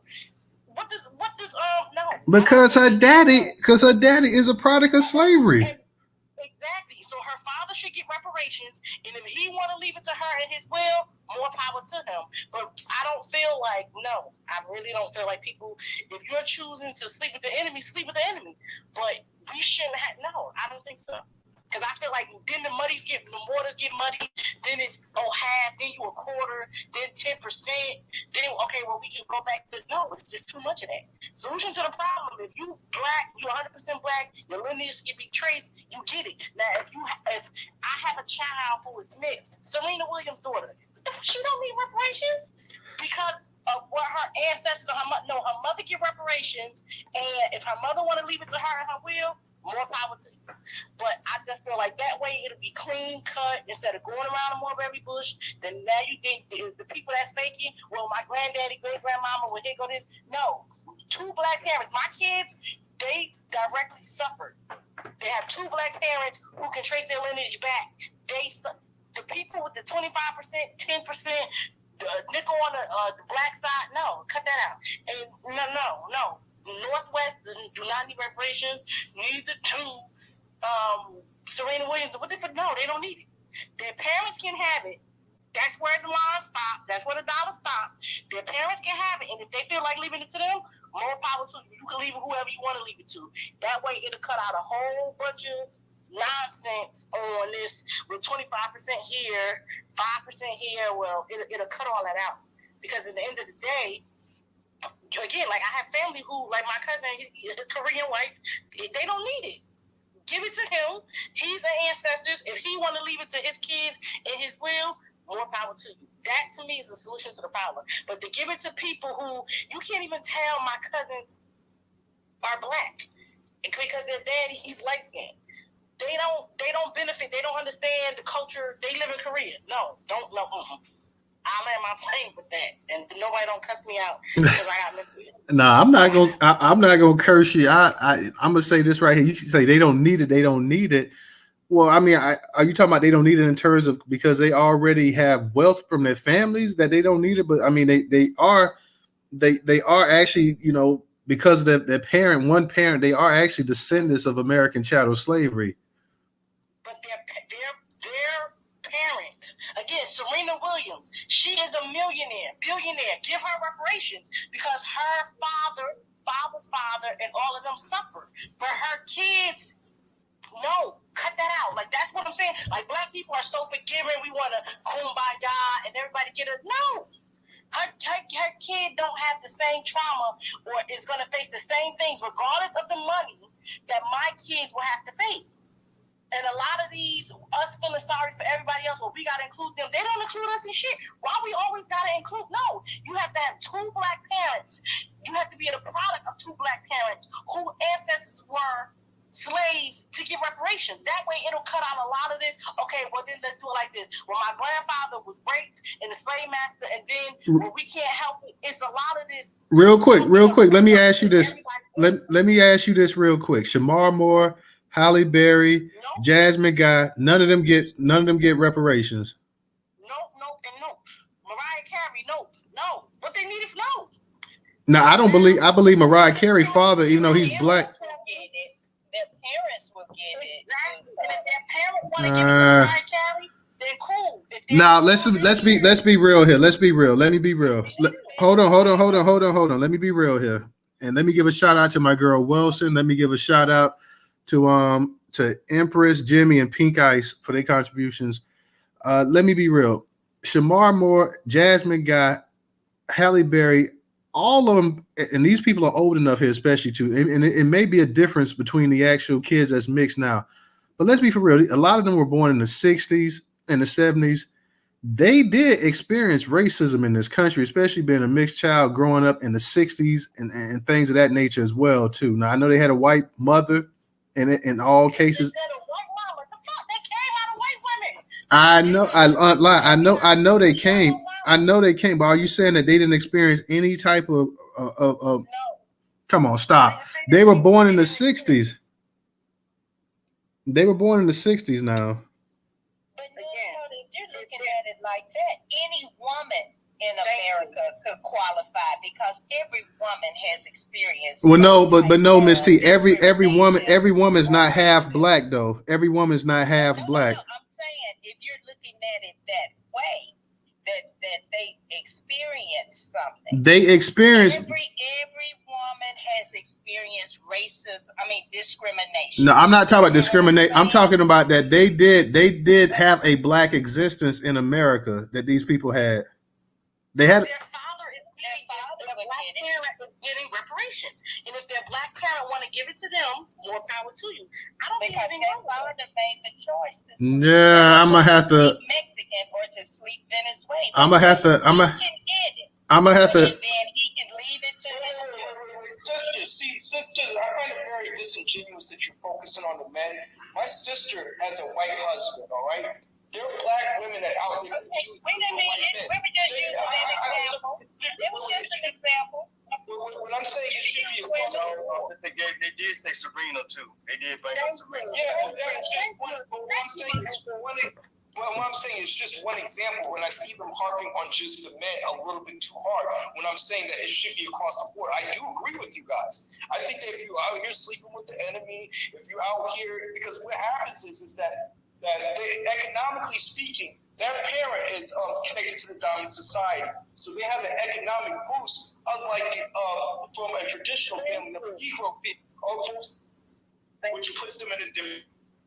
An example of that. An example of that Newstoter would be Obama's situation with his mother and his Kenyan father. I know he's not connected to the lineage, but what I'm highlighting is that he had connections to the CIA. He had connections to various things that Negro Black American people do not have access to because they're not connected to the dominant society. So I do agree with them that cutting out the fat, that trims out the coons all the way around. If you want to sympathize with the dominant society, here you go. You can just opt your ass out there at reparations check. I hear y'all sisters, but I just want to have it just across the board. That's all I'm saying. So I do hear y'all loud and clear. Trust me. Okay, Mr. Engage. Hold on real quick, y'all, because I actually chimed in and kind of got the conversation with me and Aunt Lai. So Aunt Lai, I'm gonna let you finish up. Mr. Engage, and you were next. Then I got to get to we got Trouble. She's a new speaker, so I want to get Trouble up in here. Then we'll get to Black Native and Tammy as well too. But yeah, I kind of so I'm gonna let you go ahead and finish Aunt Lai, and also thank you for your contribution on Cash App as well too. But let you finish, then let Mr. Engage and get his in because he started, so that I can go ahead and get Trouble, and then we get Black Native and Tammy. Fred, I see you up in here too. So after Black Native, after Trouble, I'm gonna actually get you up in here since you're a new speaker as well too. So go ahead, Aunt Lai, and go ahead and land it, and I'm gonna go ahead and get to the hands as well too. Okay, and I can understand your frustration when I come with my ideas because my mind don't think how others think. But reasonably speaking, in regards to when you think about, okay, his mother is a white mother. She was able to get things and access things that black mothers are not. And his struggle, yes, Shamar Moore, fine as wine, that's my, yes. But again, if your parent is not both blacks and their lineage do not date back to slavery, it should just ought to be an automatic no. At the end of the day, black people are always giving and caring and opening the door and accepting. No, we got to start shutting it down. It needs to be lineage-based where you can trace your lineage back. And once you can't, and again, the parents can pass it down in their heritage. There's nothing wrong with having your money and taking your money and passing it down. But why do we got to keep doing it? Okay, you get 25, 10. No, cut that out. Like, keep it real, keep it funky, keep it gangster. At the end of the day, even if you look at the Osaka's, the tennis chick, when it came to the Haitian background and Japanese, she went with the Japanese side. Those people who are mixed race, they identify more with their mixed race because they have whether it's Asian, and you could go back to Korean flag or Mexican, they have something that the black people don't have. So they can always switch and just say, you know what, I want to be Mexican. Or I want to be this. They don't proudly tote the black. Sometimes when it's convenient, but sometimes when it's not. So at the end of the day, to cut all to the side, let their parent give them money because it'll be enough for a generation. But they really don't need it. Like, cut that out. And I'll land my plane. And don't be mad at me. Y'all know I'm going through a lot. I'm not mad at you. This is a I just wanted to let you know I put it in your DM. Yeah, I responded to you, Black Native. I saw it. I told you I'm gonna check it out. I just want to go ahead and just say, yeah, hey, that's your opinion. I respect it. I don't agree with it, but that's your opinion. I mean, we're gonna always have a difference of opinions in here and whatnot. So my personal, I'm gonna go ahead and I'm gonna kick it to if you said that, hey, you know, that mix and they don't deserve as much, you know, that'd be one thing. But if you flat out saying that they don't deserve it, their parents, I kind of have to kind of disagree with that. But that's just my personal opinion. I know some people may like it, may not like it. Oh well, but hey, I respect your opinion. Let me give a shout out to Teresa and Brenda as well too. Thank you for your contribution on Cash App, and the conversation is starting to get lively.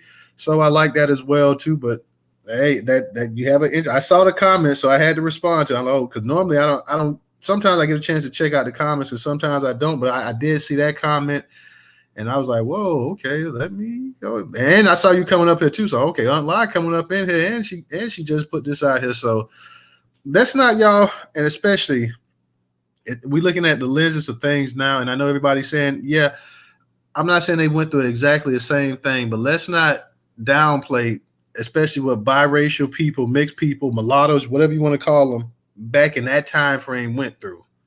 Okay, they experienced because they grew up in black neighborhoods for the most part. You know, they experienced the actual black life, the black experience in America as well too. Maybe you could say that things were different from them because they did have a white parent, and I won't disagree with you on that. And I'm not saying they didn't get some benefits that you and I might not have gotten as well too. I'm not saying that, but I'm saying they also experienced racism in this country, and and I'm not talking about discrimination. They experienced racism as well too, because at one time, let's be for real, their white families didn't want to have a damn thing to do with them either. For most of these people that was born in the 60s, very few white parents back then sitting up here say, okay, well, yeah, bring the little black baby into the house. We'll welcome that child in here. A lot of these people got disowned and everything else because they had them a little nigga child. So I like I say, I think if you have a parent that has that can trace their roots back to being a descendant of American chattel slavery, I think that person is eligible in my personal opinion. That's how I feel. I know, like I said, I know there's going to be some disagreements on that, but that's how I feel. Everybody's entitled to their opinion as well too. So let me go ahead and I'm gonna go ahead and get back to you. Let me go ahead and get to Mr. Engaging. Mr. Engaging, go ahead and unmute your mic. Yo, Aunt La's big step in. Yo, I 100% second what you're talking about because you're keeping the lineage pure and you're keeping it strong. If you want to keep it pure and strong, you marry inside your lineage. You do outside of it, we don't have no time for no ops right now. I'm fully second what she's talking about. I really love what the sister's talking about, but that's not what I got on the stage to talk about. What I did want to talk about was the diversity aspect and post-secondary education. When the sister read off the demographics of the makeup of that university, it kind of reminded me of the school that I was working at and how it had a small representation of Black people, but they are pushing this saying that they're diversity inclusive and that they're inclusive to all the students and yada, yada, yada. I look at this model and this institution that they're promoting in these secondary schools is a way to undermine and to exclude Negro Black American people from post-secondary education. I think this is very alarming. It's to the point where these individuals can, like these ethnic groups, can set up kind of their own institution that caters to their own needs and stuff and so forth, and almost to the point that they're almost pumping out their own ideology per se. So it's just something that I think that we should be aware of and understand that when they talk about this diversity, inclusion stuff, it's not really to include us. It's always to exclude us. So if they're gonna play that game, I'm gonna outlaw. You gotta have it on all four sides to be black. I can't. I don't know if you're fully black. You could be black by convenience. You know what I mean? There's a lot of these half and halves that be playing that black by convenience. So might as well just disenfranchise them all the way around, so they won't hurt us anymore. Oh, Barack Obama.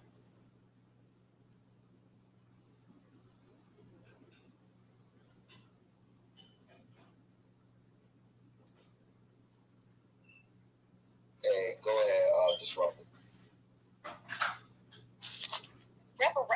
Reparations is for repair. Hey, real quick, because I had stepped off for a second because we got a couple. Tammy, I'm gonna get right back to you. Let me go ahead because I got Trouble, Fred, and I got you coming up here. Let me go ahead and get to Trouble real quick because I know she's waiting. Trouble, go ahead and unmute your mic. Hey everybody, hope everyone's having a good night. Shout out to the group. Y'all a little bit lively in the cut tonight. So Newstoter, I'm gonna have to agree with you on the point of the whole one parent thing. I think everything you said as far as the struggles that biracial people went through back in the 60s is very valid. And what we have to keep in mind is that the majority of us is an amalgamation of people. And if we go far back enough in our history, you're gonna run into a great grandparent that was white. Your damn self. So let's wake that all the way up and stop acting like everybody is straight black all the way through. At the same time, you looking at stars like Shamar, y'all can put your little white hands down and your black hands down. You know what I'm saying? They be putting up their hands down like somebody's supposed to care. I don't care. But look, you gotta look at like even Shamar Moore, even Jasmine Guy, stars like that. They face a lot of racism and discrimination in the industry themselves. They know that they black because they don't get the roles. They're typecast into certain roles. So it's not like they get the money that the white actors just like them get. It's not like they're getting the various roles that white actors get. They're subjugated to certain types of reality as a black actor. So Hollywood still recognize them as black whether they do or not. And for the most part, most of them do. If they didn't at one point in time, they damn sure knew, the majority way through that they were. So let's not gatekeep in that fashion because, like I said, you go far back enough in your history and you're going to start running into some off-brand folks up in history. There was a lot of rape. Some of y'all gonna do some DNA tests and find out that your great granddaddy wasn't really your great granddaddy to begin with. So let's not do that. Let's not do that. I don't think it's fair. I think it's us starting to get closer to reparations, and some of us are starting to get nasty about it. At least that's how it feels to me. When it comes to cotton picking, Becky, I like Black Native's idea when she was talking about starting to collect these names of these mugs since the authorities can't and won't do anything about it. Let's start collecting these names, making databases, and following their ass throughout the rest of their damn history, so we'll always know where they're at. It was Bobo's idea, Trouble. That was Bobo's idea. Okay, well, look at Paul. Hootie-hoo. Yeah, well, I like that idea. I don't care what idea it was. It's good. Need to start collecting information on them and make sure that we know where they at all times, what they doing, who they are, who they associated with, who you're screwing, who your mama, daddy screwing, everybody. We got to start doing things on our own because nobody else is going to do it for us. And I'm going to go ahead and land right there. Now, y'all with your little white hands and your little black hands thumbing down, now you can get your rebuttal on. I would love to rebuttal back Hold on, Miss. Yeah, wait for a second. Wait for a second, because we just can't go ahead and cut other people off. So let's go ahead and get to Fred. Fred, go ahead and unmute your mic. Wait, hold on, Newstoter. I was next. Oh, you was next. I was next at some point before Fred. Well, Fred, because listen, we trying to get the new speakers in as well too. So I'm gonna be really, really quick. I used to be a skip tracer. That's what I did at my job. So I find people, and I have a name for this database if people want to really get it popping. But we could if we can hire our own people. Look, we could start a business hiring our own people, finding out who the white supremacists are. And I used to do it all the time. So yeah, that's all I want to say. I'm not going to say the name though, just in case. But I got a name for it. okay, let me go ahead then and get to Fred, and then I'm gonna get to you, Tammy. Go ahead, Fred. All right, can y'all hear me? Yeah, we can hear you. All right. One thing that Black people have to do, especially Black Americans, you got to move away from this term called biracial, because here's why. It does not exist in Black America.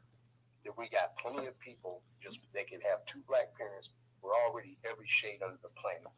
Now, take a look at this. I don't know if y'all remember a basketball player. His name was Jason Williams. Well, he had a Black father and a white mother. He married a Black woman. So now, if you keep going by this, one of your parents, if you really believe in that, what's going to happen is you will disqualify his children from receiving the restitution. One thing we have to understand is that when you talk about this fake term called mixed does not exist, because when you talk about these people with one Black parent, their numbers benefit us. White people have no use for them. And we never have been a group of people that will look at somebody because of how light they are and say, well, let's go lynch them. There's no such thing as that. And reparations is a form of what you call economic power. So if you give me somebody like Colin Kaepernick, who is always been for the cause, that man receiving reparations is going to increase our economic power, because he's going to understand that once we get our reparations, pooling our resources is going to benefit the whole and make us strong. Now, All right, thank you, Fred. Go ahead, Tammy. Unmute your mic. Go ahead and unmute your mic, Tammy. We have got to stop focusing on who should get reparations and give some focus to where the reparations is going to come from. California wastes all kind of billions of dollars every year. All this country does is waste money. But they'll put $200 and $300, $500 million into a 988 hotline that ain't saving nobody's life. That could have been for reparations. We have got to start looking at how our government is spending unnecessary dollars to give to unnecessary causes. I just want the money to be there. And they're going to come back with, we broke, we don't have enough money. I want somebody to be able to say, no, you just wasted $420 billion on the PPP. You just did this on, we got to get financially together, economically, knowing what this country is doing. Anytime you want to look it up, USA spending. See, they lobbying. That's an issue that needs to go away, because it does not give access to companies that are going to hire Black people. It really doesn't. When you look at it, if we had access, then a lot of this would be easier, because we would know what's going on in the paint. But we don't. And that's a big problem. But I know that's another conversation. But we spend so much time talking about who should get it, instead of talking about where is this money at? Why is this money being spent? They have 30 equity companies. All of these companies are supposed to be racial equity companies, spending millions of dollars. I ain't got none of it. Have y'all? I don't know about these companies. Do y'all? But when I say literally, the government is funding them billions. It's outrageous, and that's what we need to pay attention to. Can't get my mic off. All right, thank you, Tammy.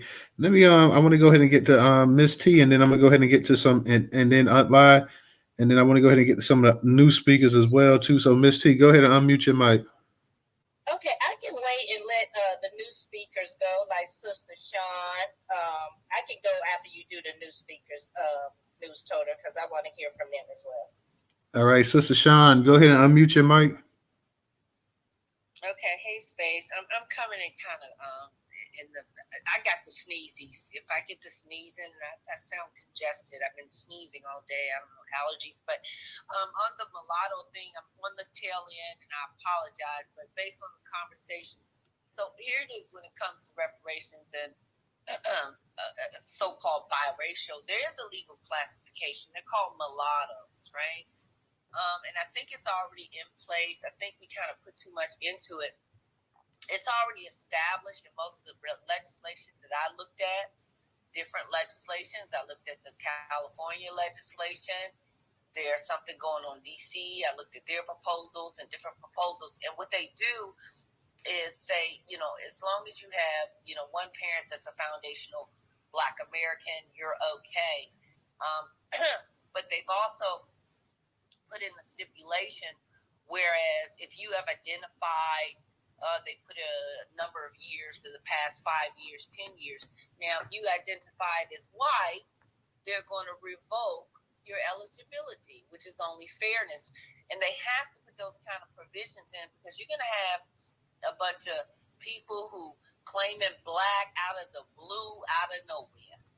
So it's very, very important to put those provisions in, but it's also very, very important to understand that we are also of a mulatto class, and that mulatto class is included in most of the lineage restrictions. So it's first lineage, and then, if you're a mulatto, if you messed around and acted like you were white on your driver's license, on your documents, on your passport, on your census, then you're not eligible because you've been passing as white. So that clears that argument. Another brother said something. I'm going to tell you something about the theory of what he was saying is like these other groups and, what they're doing and what we should do. Let me just tell you all something, point blank, period. Other groups are doing them. They are not thinking about us, period. We've got to get that off of our minds. They're sitting up here, they're acting like they're with us, but when they go home, they're a completely different person. You all American, just to get our dollars now. This is another thing. These people for years, see, we're waking up now. These people have their money in our pockets. You've got to understand that. And they go home, and they don't go home and say, oh, what are we going to do to help the Black man or woman? They go home and say, how am I going to help myself? That's why Dr. Claude said that you have to understand these people are here against you to compete. I think we're seeing that now. A third thing, I'm going to share with you something. Oh, gosh, it's easy. I learned, and I didn't know this, these Asians, when I say Asians, I mean like Chinese, Japanese. They have something called the benevolent funds. And they have these funds that are orchestrated through their country. And they take this money and they seed them. Seed meaning give. Give to anybody that's here to fund them. They're literally funded from their country. Okay, that's understandable because we knew that. But here's what was interesting about what I learned. I learned they have organizations. It's not just money. It's political. They have to, from their home country, China, Japan, they literally tell them if they're going to vote at all. They have to vote based on the way that their country told them to vote. So I hope that's really kind of registering. So in other words, I'm here in America and say I'm a Chinese woman, and I can be up here and dealing with the struggles of Black people or whatever, and I may have an opinion. They can't go against it. There's some kind of call, and it's all similar to that benevolent funding thing.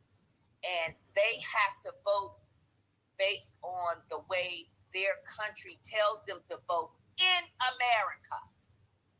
That's going down.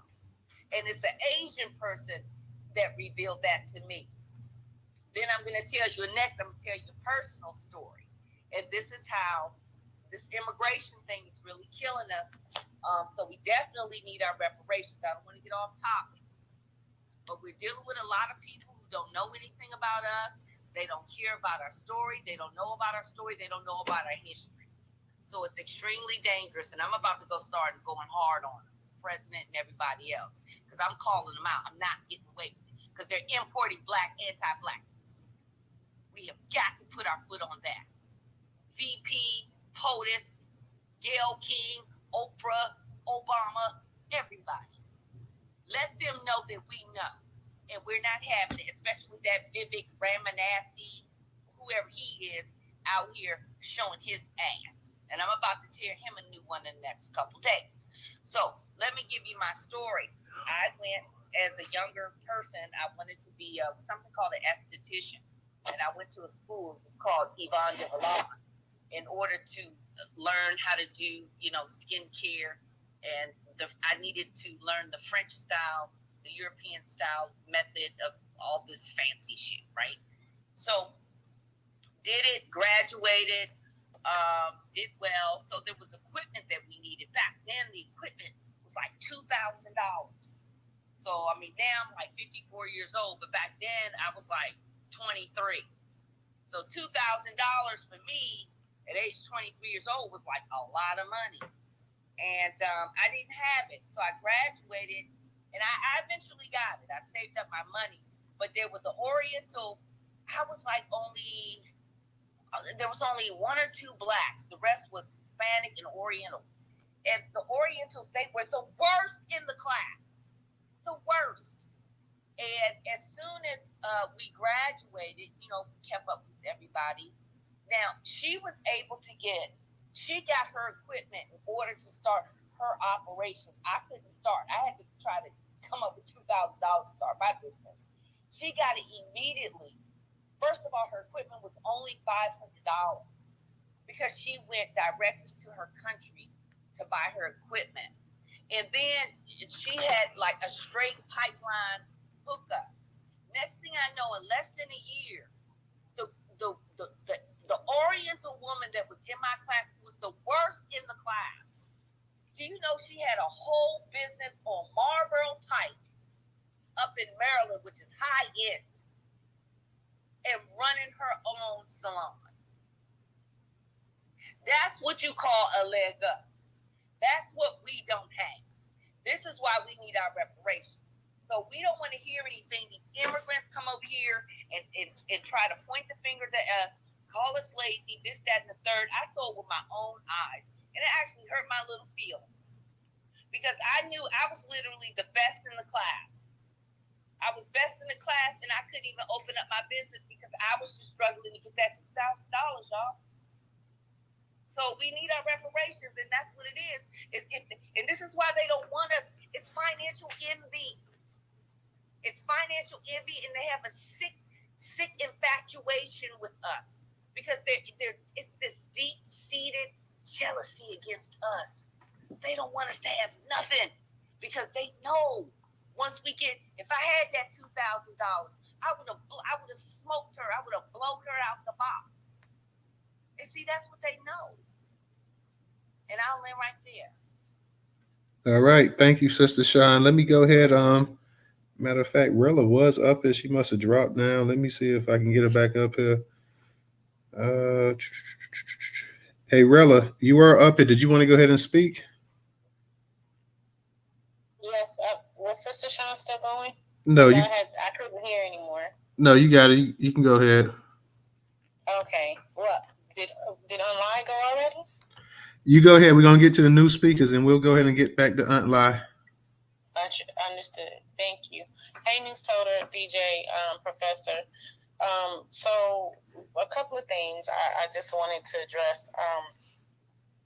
I posted a few things in the chat in regards to historical records when it comes to the different classifications. And even W.E.B. Du Bois, who was born in Haiti, and he was a mixed race Bohemian. He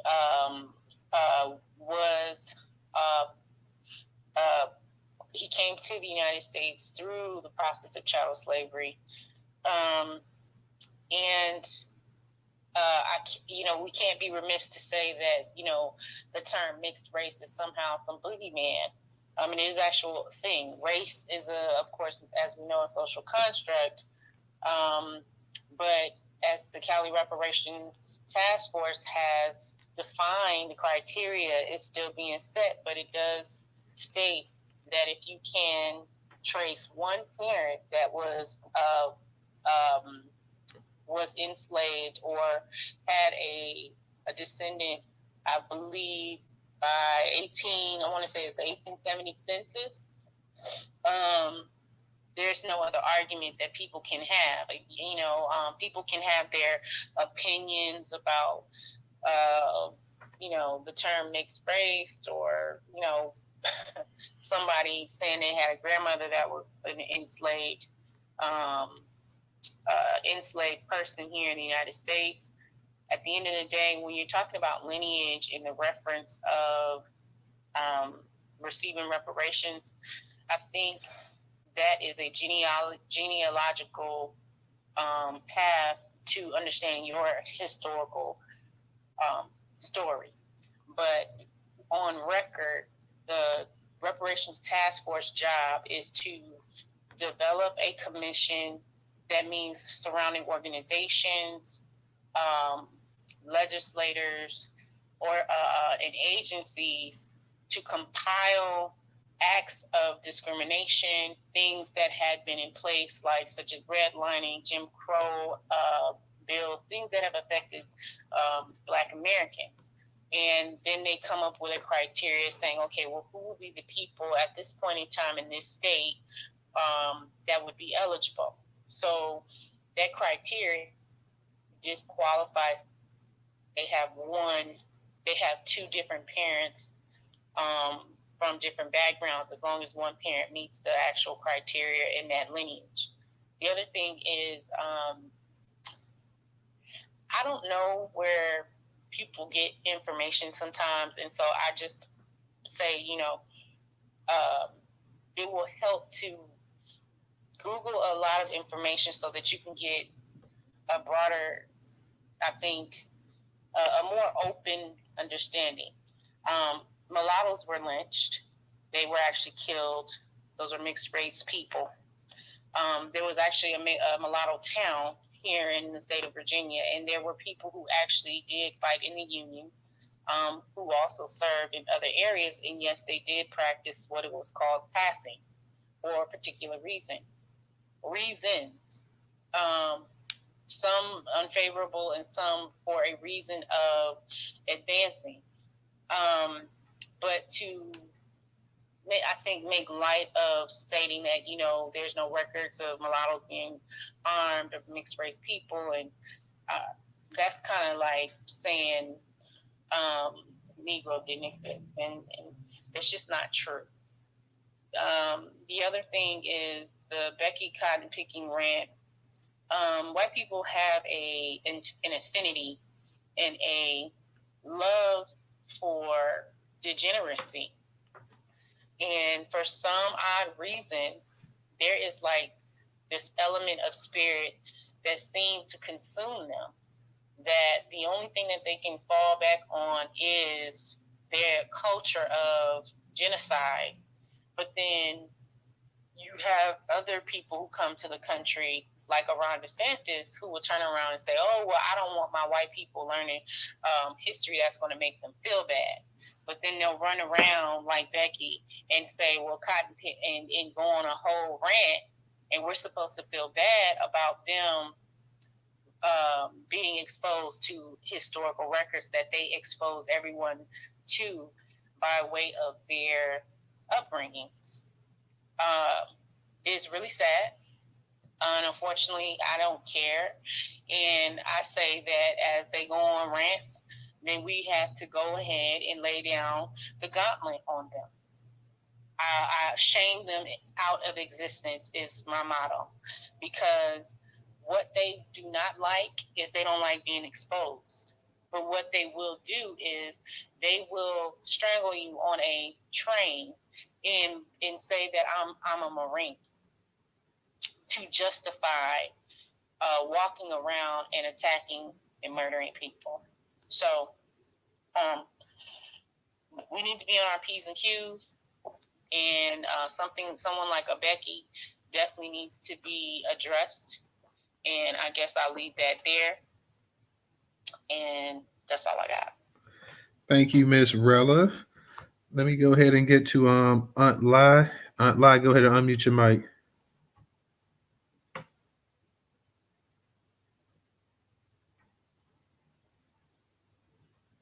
You there, Aunt Lai? Let's see. Aunt Lai, are you there? Or are you in the Matrix? Okay. Aunt Lai may very well be in the Matrix. So let me go ahead and go to Miss T. Miss T, go ahead and unmute your mic. Okay, thank you so much for giving me another opportunity, Newstoter. This has been a good conversation tonight. I want to make it clear my stance is whatever you were, what happened to your family members prior to us receiving freedom, you could not control that. You could not control if you were raped by an Indian or a white man or a buck. So you had no control over what child you made. But you were all listed as black or mulatto, whatever. We know that. I'm speaking of after slavery, when you had options and you made the selection to not keep your race pure. You made the selection to not have black children. So in that situation, I agree specifically with Aunt Lai. The reparation goes to that person who is perceived and has identified as being black. Has nothing to do with skin color. Nobody said nothing about skin color, because if you look at any of the pictures from the early 1900s, damn near everybody looked half white. The way they put the conch and everything in their hair, everybody looked like they had wavy hair. So it has nothing to do with reparation. Nothing to do with skin color.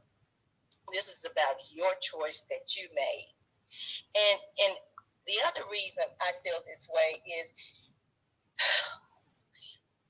if we can just learn from the natives what happened when they allowed white people to cosplay them. The whites are the ones that are wealthy, the white Indians rather. They're the ones that are wealthy. They're the ones running the casinos, the ones that are dirt poor, dying from diabetes and alcoholism and all other ailments. Those are just your regular natives. And can we not just learn? You cannot allow these people to infiltrate. If you had a white grandmama in 1920, that negates your claim, in my opinion. We got to keep it pure. We can't have people that have dual alliances because that's where everybody has fucked up. When you allow that evil race of people, they come in smiling in your face. They your friends. I'm part of you. I grew up like you grew up. No, you didn't. And you don't qualify for this because your ass didn't ride in the genes of someone that came across an ocean in a boat for months, laying in menstrual blood, piss and shit, rats eating on you, people dying chained next to you. You don't have any type of, you don't feel what we feel. You can't connect with that. You are not of my lineage, and you cannot receive the reparations for the repair that was done to my people. And that's why I'm standing on that. They infiltrate and they take over. You let them in again, and they are just going to keep us on the bottom. You better learn from past mistakes and look at what they're doing currently to the Native Americans. And with that, I land my plane. All right. Thank you. Let me go ahead and get to Nick. Okay, we got Black Majority State. He hasn't had a chance to speak tonight. Go ahead, Black. Unmute your mic. Hey, good evening, Newstoter, DJ, Professor, everybody else in the space. So, yeah, I enjoyed the conversation. I don't disagree with anybody and all their points. I think everybody's making really good points. Being a part of the Great Migration to the North, my family in particular, we kind of lost our connection to, historical documentation. My family's very splintered and scattered all over the country. But every once in a while, I'll get a nugget of information about our connection to these native tribes. And that's on I just recently found out on my grandfather's side, who I never met, as well as my grandmother's side. So when it comes to Black Americans who are, freedmen of the 5 civilized tribes and who knows of all the other tribes that are not in that particular group, it is a citizenship status. So much like we are citizens of the United States of America and we go around the planet to other countries and people acknowledge us as American, it is a very similar status and situation with Black Americans who, either through marriage, for producing children with natives and or actually being a part of their nation, even though they don't have sovereignty, but they still are considered quote unquote nation. So it is more of a citizenship issue with us. And I'm not even going to speak on the white people and what they do, because that's really none of my business.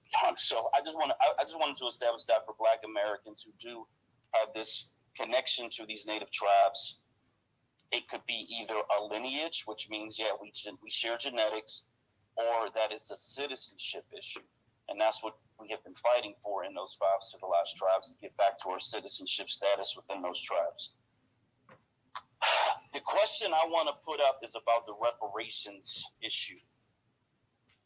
So I posted about this a lot. I talk about it a lot. I see that they created they want to create a genealogy board, which is interesting because that's one step away from an actual DNA board of some way, shape, or form. But I know they want to not do that. They don't want to go that far.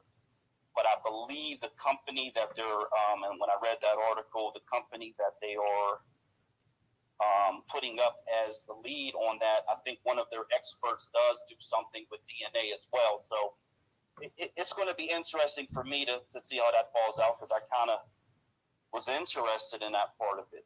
And I know a lot of leaders in the reparation movement are not. They just don't want to deal with that. So the question I have is this: Brett Kavanaugh and Ketanji Brown Jackson, I think she kind of made this happen in this affirmative action case. Brett Kavanaugh is out questioning the attorneys as to race neutrality when it comes to the lineage of those who were enslaved, and how legislation coming out of Reconstruction was not race-based but was lineage-based. And I've seen people posting, saluting that, and they're like, yeah, yeah, yeah. And I get the yeah, yeah, yeah, because it sounds really good. But we're dealing with demons. We're dealing with Satan worshipers. We're dealing with people who always have a dual purpose, as so above, so below. So the question becomes, why would these white conservative justices not open up the door to the white people in this country who share this lineage? And there's a second part to the question. Why also would they allow a race-based qualifier? I've been asking this question for months, and I've asked some of the top experts, and I don't see any case law in the history of this country that would support a race-based qualifier. And so for me, from what I understand and everything that I've read and studied, I think that's going to be a problem constitutionally and or otherwise. I've heard all the explanations of it, but why? Because it's guaranteed this is going through the courts. And if these conservative justices have this in front of their face and they can identify 10 million white people who have lineage, why would they then say, okay, we're going to deny these 10 million white people because you have this race-based qualifier? I just don't see that happening. So I'll end with that. All right. Thank you, Black. Let me go ahead and get real quick to Mel, and I'm gonna get to you, Tammy. Go ahead, Mel. Unmute your mic. Hey, thanks again for letting me come up again. I like the opposing points of view, and on the surface they're logical. But I'm glad Black just said what he said, because the bottom line is, the other part that we're not considering is the fact that we don't know what the traumatic life was or environment that these people who chose to marry outside of their race. We don't know what any of that was. We don't know. There were times when Black people they don't even want to acknowledge their Blackness, because they've been programmed to feel that being Black ain't shit. You know what I'm saying? So we can't all of a sudden, now that we are conscious and we're up to par with our historical data, and we're motivated and on a mission, to all of a sudden dictate or mandate that other people should be where we are right now as it relates to whatever decisions they made. We don't know the details as to why they did what they did.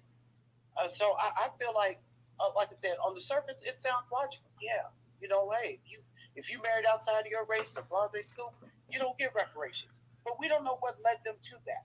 We have no idea. And then you've got 100% Black Americans who are straight up coons, who either don't want the reparations, or they're going to get the reparations, and they could be married to a Becky or a Karen or whatever. So I think trying to add that layer to deciding who gets reparations and who doesn't, one, is going to cause a major delay and just create more problems. I think that the lineage-based piece of it should be sufficient. That's what we need to stand on, because no matter what decision the present day people made, if they have ancestors who paid the cost, then they deserve reparations. And I'm gonna land right there. All right. I see we got a speaker, Volvo, trying to get up. So any of the speakers that want to drop down is not going to speak at this time. We're not going to keep the space open too much longer. I see we got some hands up. So if anybody wants to drop down, go ahead, and I'll bring Volvo up. Somebody drop down, so I'll bring him up. So we're going to go like this. Live. So you're trying to come back up, but I'm not sure I guess we got space for you. Okay. So For those that's gonna speak, go ahead, put your hand up. I see Tammy up here, but Tammy, you falling down, so I don't know if you're gonna probably come back. But we'll go and I kind of lost the order of things myself too, but I believe maybe Sean next. Let me see. Sean, then I believe Fred maybe, Rella,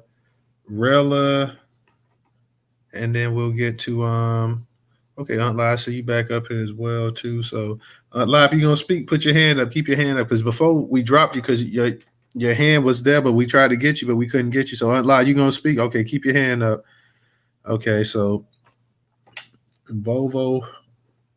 You could drop me down, Newstoter. No, you cool, Black Native, because these are gonna be the last few speakers for the night anyway. So let me go ahead and we'll go ahead and go Sean. Everybody, let's keep it about 3 minutes because we're gonna be wrapping up soon too. So Okay, really quick, just a follow up. So I thought I made it clear, with to me it's easy.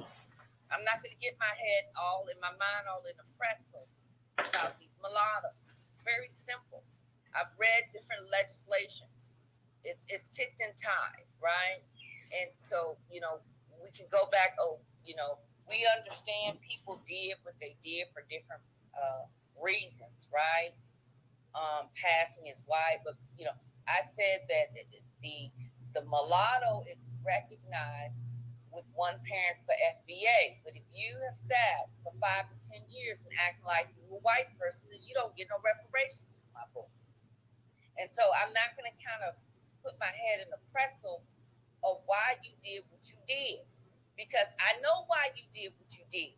If you were passing yourself as white, that's because you were getting the privilege. That's exactly why you did what you did. Okay? So you made a choice.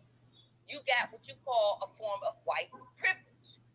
So I'm not even going to sit and put my head in a pretzel about that, because the fact that you were passing told me that you wanted to dip your hands in that privilege. And because you dipped your hands in that privilege, and that's what you was happy with, you don't get part of our reparations anymore. If you put it on record. And it's already in the legislation. Now, on the flip side, we got the coons.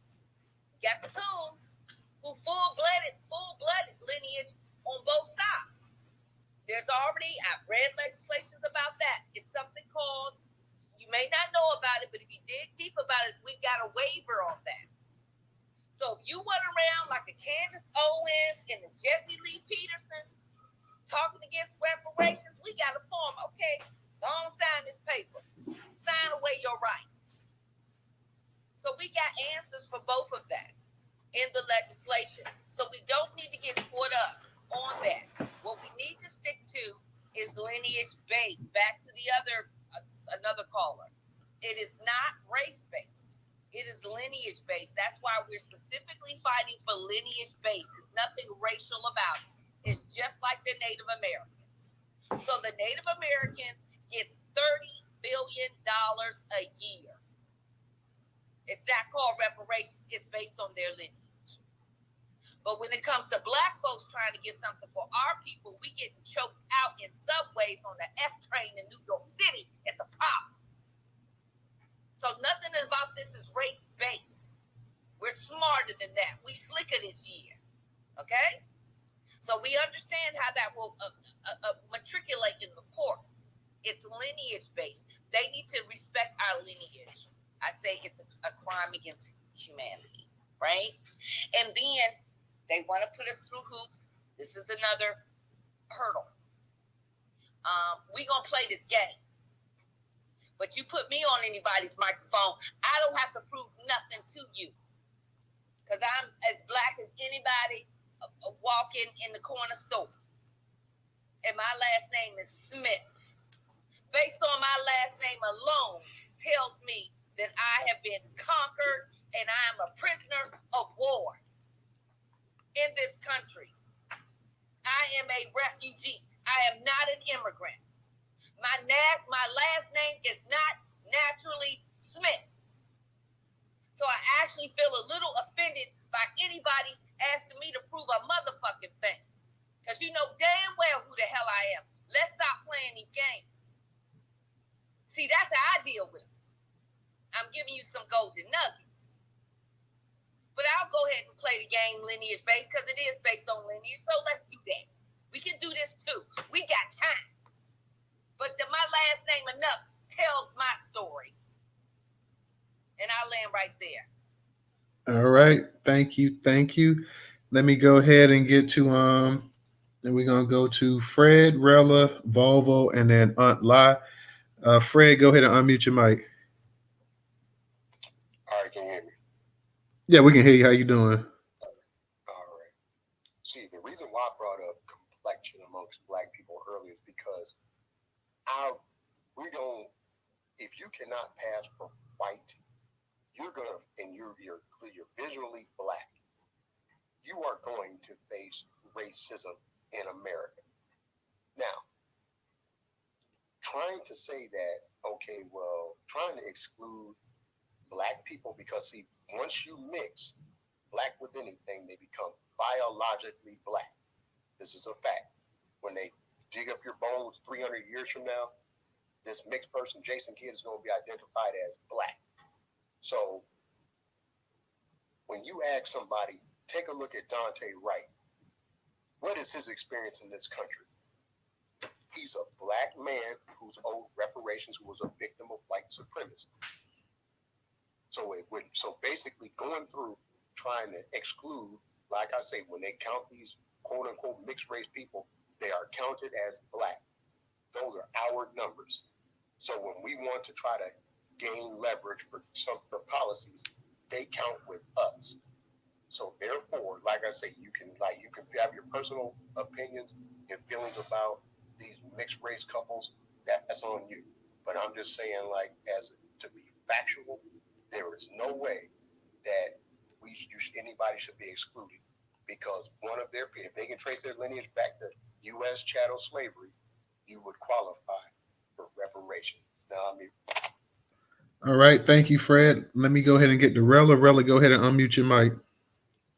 Hey, okay. So, I think Sister Sean and I might be related. My grandmother's last name was Smith. She was from Louisiana. So, and there is a Indian lineage in our family on the side of the track, as well as a slave family on the side of the track. So we might be related. I just wanted to say that. The other thing is, it's interesting when you hear, again, older people who were raised in a certain era of time and they actually learn different terminologies, growing up, and they regurgitate things like a clock. But then when you look at reports like the Human Genome Project that came out of Yale and Howard. There was two professors that did the Human Genome Project, and they talk about the humanoids down to what happens when ethnic groups mix in races, and what happened. You do not become black. That was a term that was started. Oh God, I don't have the guy's name. That was started long ago, and it has more and more is being debunked. I understand that there is a concerted effort that we definitely should recognize our mixed race groups as counted as being black. However, if they are not recognized that way on their birth certificate by their parents, because their parents can choose what their racial makeup is, and birth certificates nowadays, actually the race was actually taken off. So by the census, if you are not choosing to be black, then by definition you are a mixed race person, and thus have been choosing to take away from the numbers that we have in our population because there is no addiger for people who are mixed race to just say that they are black. That's not how they count people on the census. The other thing is the rant. I want to go back to this rant. You know, this Becky cotton picking rant is no different than Ebony K. Williams rant. They're kind of one and the same. And when you get people like this who go off on a tangent and they start ranting, you start to see, like Black said, these are demons. These are people who look to devour, and they look to destroy by way of breaking down your spiritual psyche, breaking down your mental capacity, and this is where you get into the swells of people like Ebony K. Williams and Becky Cotton Rant. They'll act like they're making sense. They're doing it for the greater good, but the universe is going to return everything back to them, and I'm going to put that there.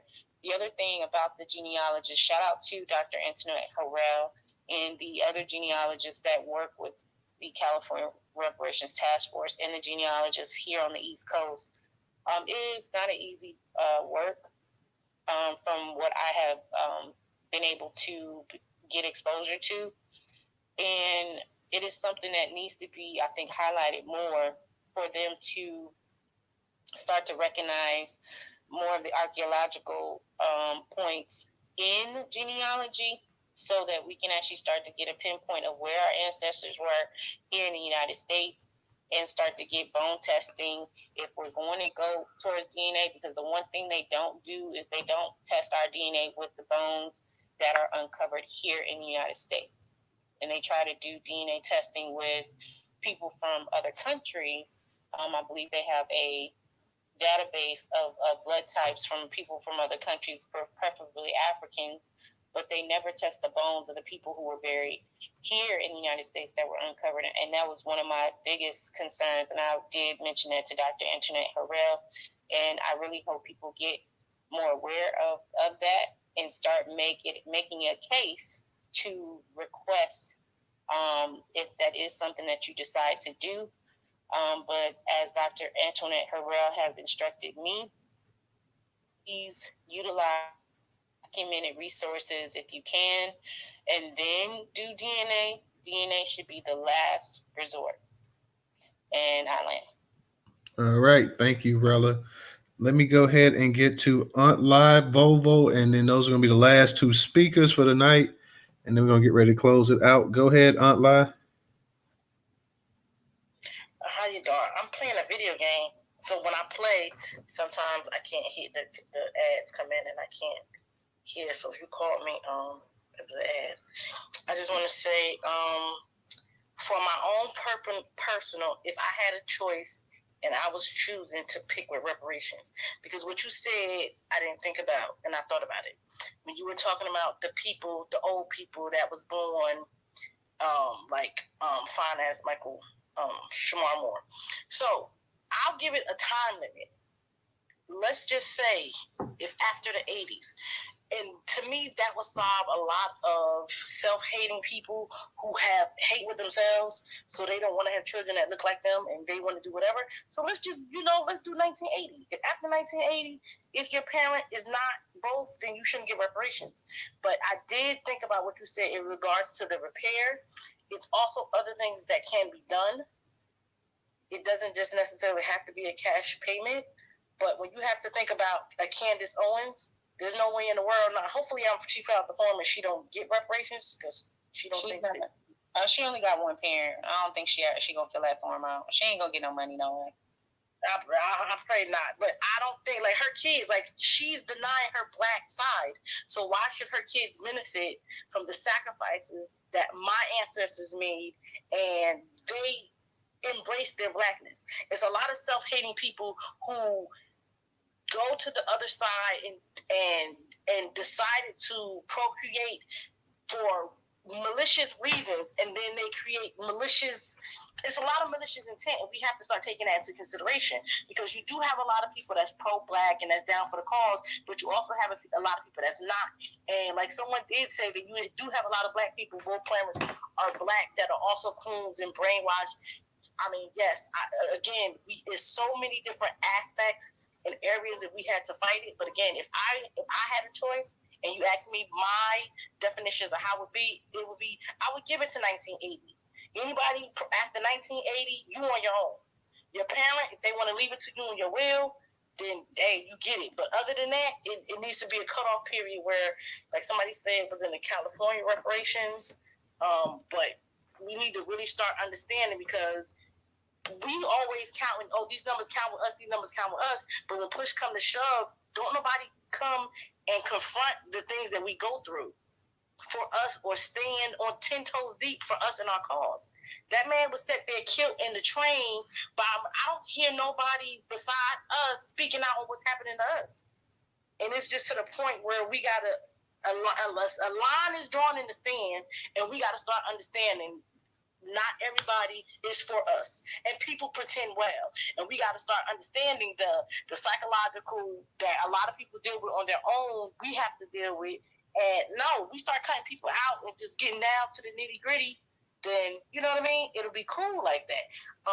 So I'll let my plan on that one. I do want to give a shout out to my $184,430.74 loan forgiveness. Yes.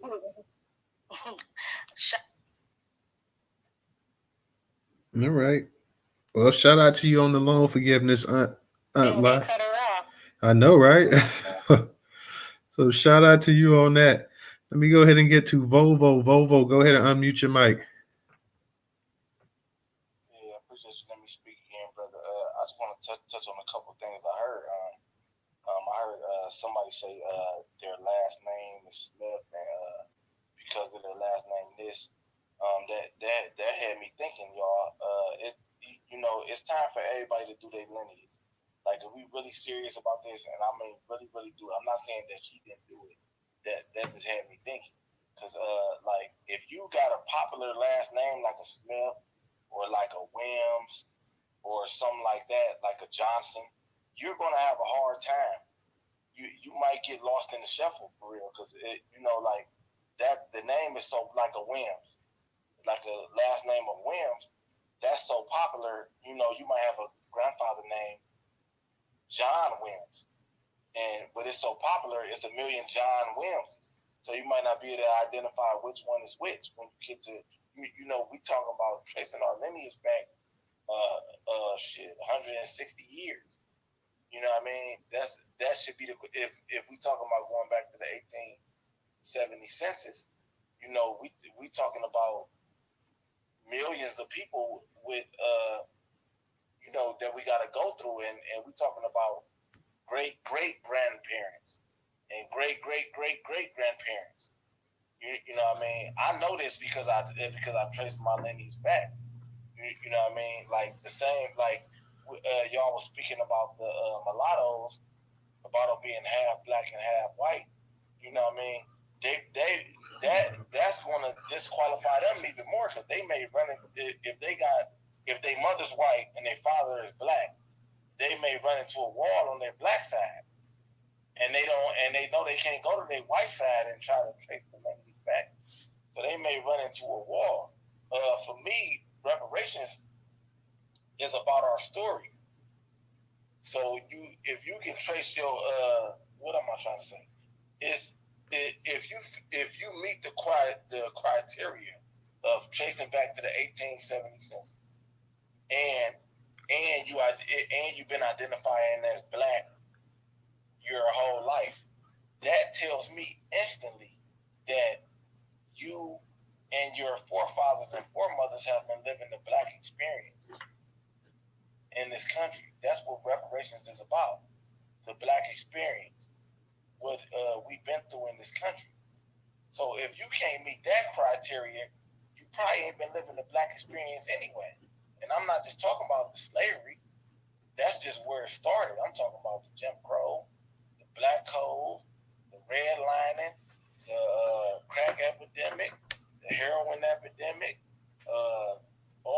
shit, the Michael Jackson, the Jack Johnson, the Julius Erving, you've been here for all of it. You are of this lineage. You are of this people. So that's why I say that. You know, like if you could trace if you fit the criteria, that's an instant, because everybody can't fit that criteria. Everybody, a Chinese man can't take his name and fit that criteria. You know what I mean? Like America, this is about paying us back for what America did wrong to us. So America did a certain group of people wrong. America didn't do the Latinos wrong. They came here for a better life. America didn't do the Asians wrong. All these people came here for a better life. We didn't come here for a better life. So if you truly didn't come here for a better life and you've been here this whole time and you identify as black, then you qualify. You are of the people. You my people. I land my plane, brother. All right. Thank you, Vovo. Appreciate that. DJ, Professor, y'all want to go ahead and say something real quick before we get ready to close it out? Yeah, I definitely got to say something, man. Okay. Family, this is not for me to chastise any of you on what your opinions are. I really don't give a damn what your opinions are. Really don't. But I have gotten really aggravated listening to all of this, because it's like we're repeating all of this over and over again that we've been hearing in every space for a while now. We're still sitting up in these spaces talking about who should qualify. That's not what this space was about.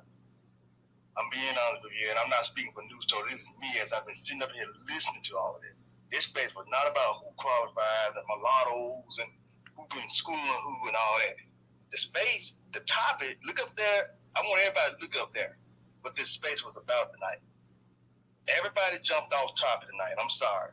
I got aggravated listening to this shit, because all we doing is going back and over again on shit that's already been talked about in previous fucking spaces. Okay? Y'all keep coming up in these spaces talking about who should qualify and all this shit. That's not what this space was about. So I'm going to land my plane now. All right, Professor. DJ, go ahead. You got it. Yeah, after that, Becky, your mother should have swallowed you. You already know. Reparations. Hopefully, Cali folks get their money, because I need to borrow like $25 from you. You know what I'm saying? Until I get my reparations from Snake and Nass, New Jersey, 8938 New Jersey, 8938 New Jersey is New Jersey's reparations task force number or legislation number or whatever. And Professor pretty much right. We over here arguing about nothing because niggas ain't got paid yet. You know what I mean? And as far as exactly, that's my damn point. Y'all arguing about shit. We ain't even got paid. We might not ever get paid. And y'all still coming up in these spaces arguing about this bullshit about who should get what and who should be getting this and that. Please stop it, man. See, I'm finna give it a lead this goddamn Twitter again, because this is what I be talking about. This ignorant shit right here. That's what y'all did most of the time up in this fucking space, talking about who should qualify. And that's what this space was not about that. I'm sorry, DJ. I ain't mean to cut y'all, man. I got really aggravated. I stayed off the mic, man. I said, God damn, these motherfuckers up in this space talking about this shit, and y'all long-winded as hell. Especially you goddamn women. Y'all long-winded. Up in here talking all this shit. I'm sorry. It's cool, Professor. And you know it. And let me take some responsibility tonight for the space as well, too, because I did engage in it. And instead of steering it back, as I tried to tell earlier to go ahead and stay on topic, you know, we kind of got, even though it wasn't about that, but it actually, the guys of reparations, people kind of branched off and it became this thing about who was eligible and who wasn't eligible. So I myself, you know, kind of take responsibility for that as well myself. So outside of that, you know, we did talk about the Becky situation and we did speak about the reparation thing, and we should just kept it focused solely on California reparations and the actual down payment, because that's really what it was about. You know, the actual down payment they're talking about trying to make and contribute to the actual people out there. Is that really going to happen? Is that possible? Exactly how much? We heard people say as much as 1.2 million. So that, you know, that's really what it is. So I wouldn't let it get you down, Professor, because for the most part, even though we had some disagreements, it still wasn't, you know, a disrespectful space. it just wasn't just total BS. But we could have stayed on a topic more so. Even though we did stay on topic with the reparations, we just took the reparation things from California to the actual becoming about who qualifies for it and stuff. So that was, like I say, on that part, I should have did a better job myself. We kind of got off topic as well. So yeah, it's still, and people still talked about the Becky thing, because the Becky thing even was talked about more so than the actual reparations. So I know that the reparations came the second half of the space, but for a good chunk of the space, people were actually focused and actually talking about doing some things, creating a database and trying to go ahead and put this Becky out there and actually trying to do stuff as well too. So it wasn't just so you know, Professor, it wasn't all lost. It wasn't all lost cause. So we did have some good dialogue on that as well too. And we got, like I said, the reparation thing, as long as it's lineage based, it doesn't really matter whatever to me, but everybody's going to have a difference of opinion on that. So it is what it is, y'all. So, but don't get too upset, Professor. You ain't got to leave Twitter, man. Like I say, for the most part, the spaces are still productive and our people come out and support. So don't let it get you to the point where you're like, what the hell, what it or whatever, because you still need it. So don't go ahead and leave yet, bro. That note, guys, I guess we will be back tomorrow because we're going to have a special space tomorrow night, Friday night Newstoter edition. Friday night, we're going to chill with our people in the space as well, too. So y'all make sure y'all come out. Thank you to everybody that supported. Thank you to the co-host, Professor. I know Professor got to cool down a little bit. Thank you to the speakers and the listeners. Thank you to everybody that tweeted out. Thank you to the people that left. Screaming the after space, Professor. You can scream all you want over there. Oh, you finna do an after space too? Okay, y'all. So, yeah, Professor probably. I think I need that, DJ, man. Professor finna. I'm gonna come up in the space. I know I hadn't been to the last couple of after night spaces. I've been having to get up early and take kids to school and stuff. So I gotta, I'll try to make it and whatnot to that space tonight, definitely. So yeah, it'll be a vent session for Professor. But like I say, Professor, it wasn't that. Don't look at it like that. Don't look at it like the glass was half empty. So it was still a pretty good space. We had some disagreements on certain things, but it wasn't totally lost. Our people did still articulate, and it wasn't just no ghetto, trashy type space as well, too. So let's just focus on that. And let me give a shout out to everybody as well, too, that contributed on Cash App and Venmo as well, too. So thank you guys. I appreciate that. $sign Newstoter, $sign Newstoter, largest Black-owned media news curation platform today in America, $sign Newstoter. DJ, you want to say something real quick before I close it out? Yeah, just to reiterate what Nat on YouTube was asking. No, don't. I because I already said I'm not. Hey. I was just coming in to say. Yeah. But we can ask it over in my space. No, but let's go. Yeah, because I don't even like. And I told them on YouTube, like, yeah, I don't like involving people, kids and stuff like that as well, and topics like that doesn't matter or whatever. So, nah, they're definitely not even trying to do all of that. So that's just no. That's a no for me. But on that note, and Black Native, I got to go ahead and check that out. I probably check that video. I'm going to try to check that video out tonight if I can. I'm going to check it out tomorrow on Rock Newman. But I'm going to say this. Rock Newman was my dog. I don't care. I know, like, some people say the Riddick Bowe thing, that Riddick Bowe was saying he got ripped off by Rock Newman. I don't know.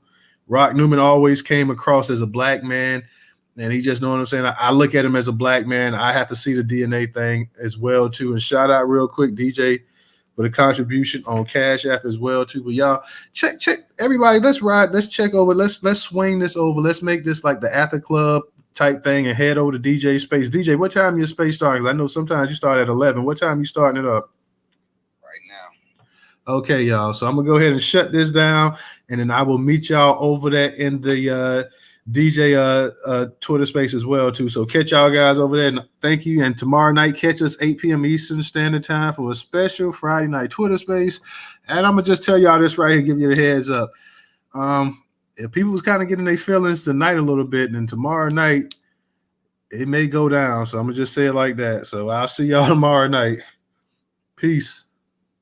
Peace.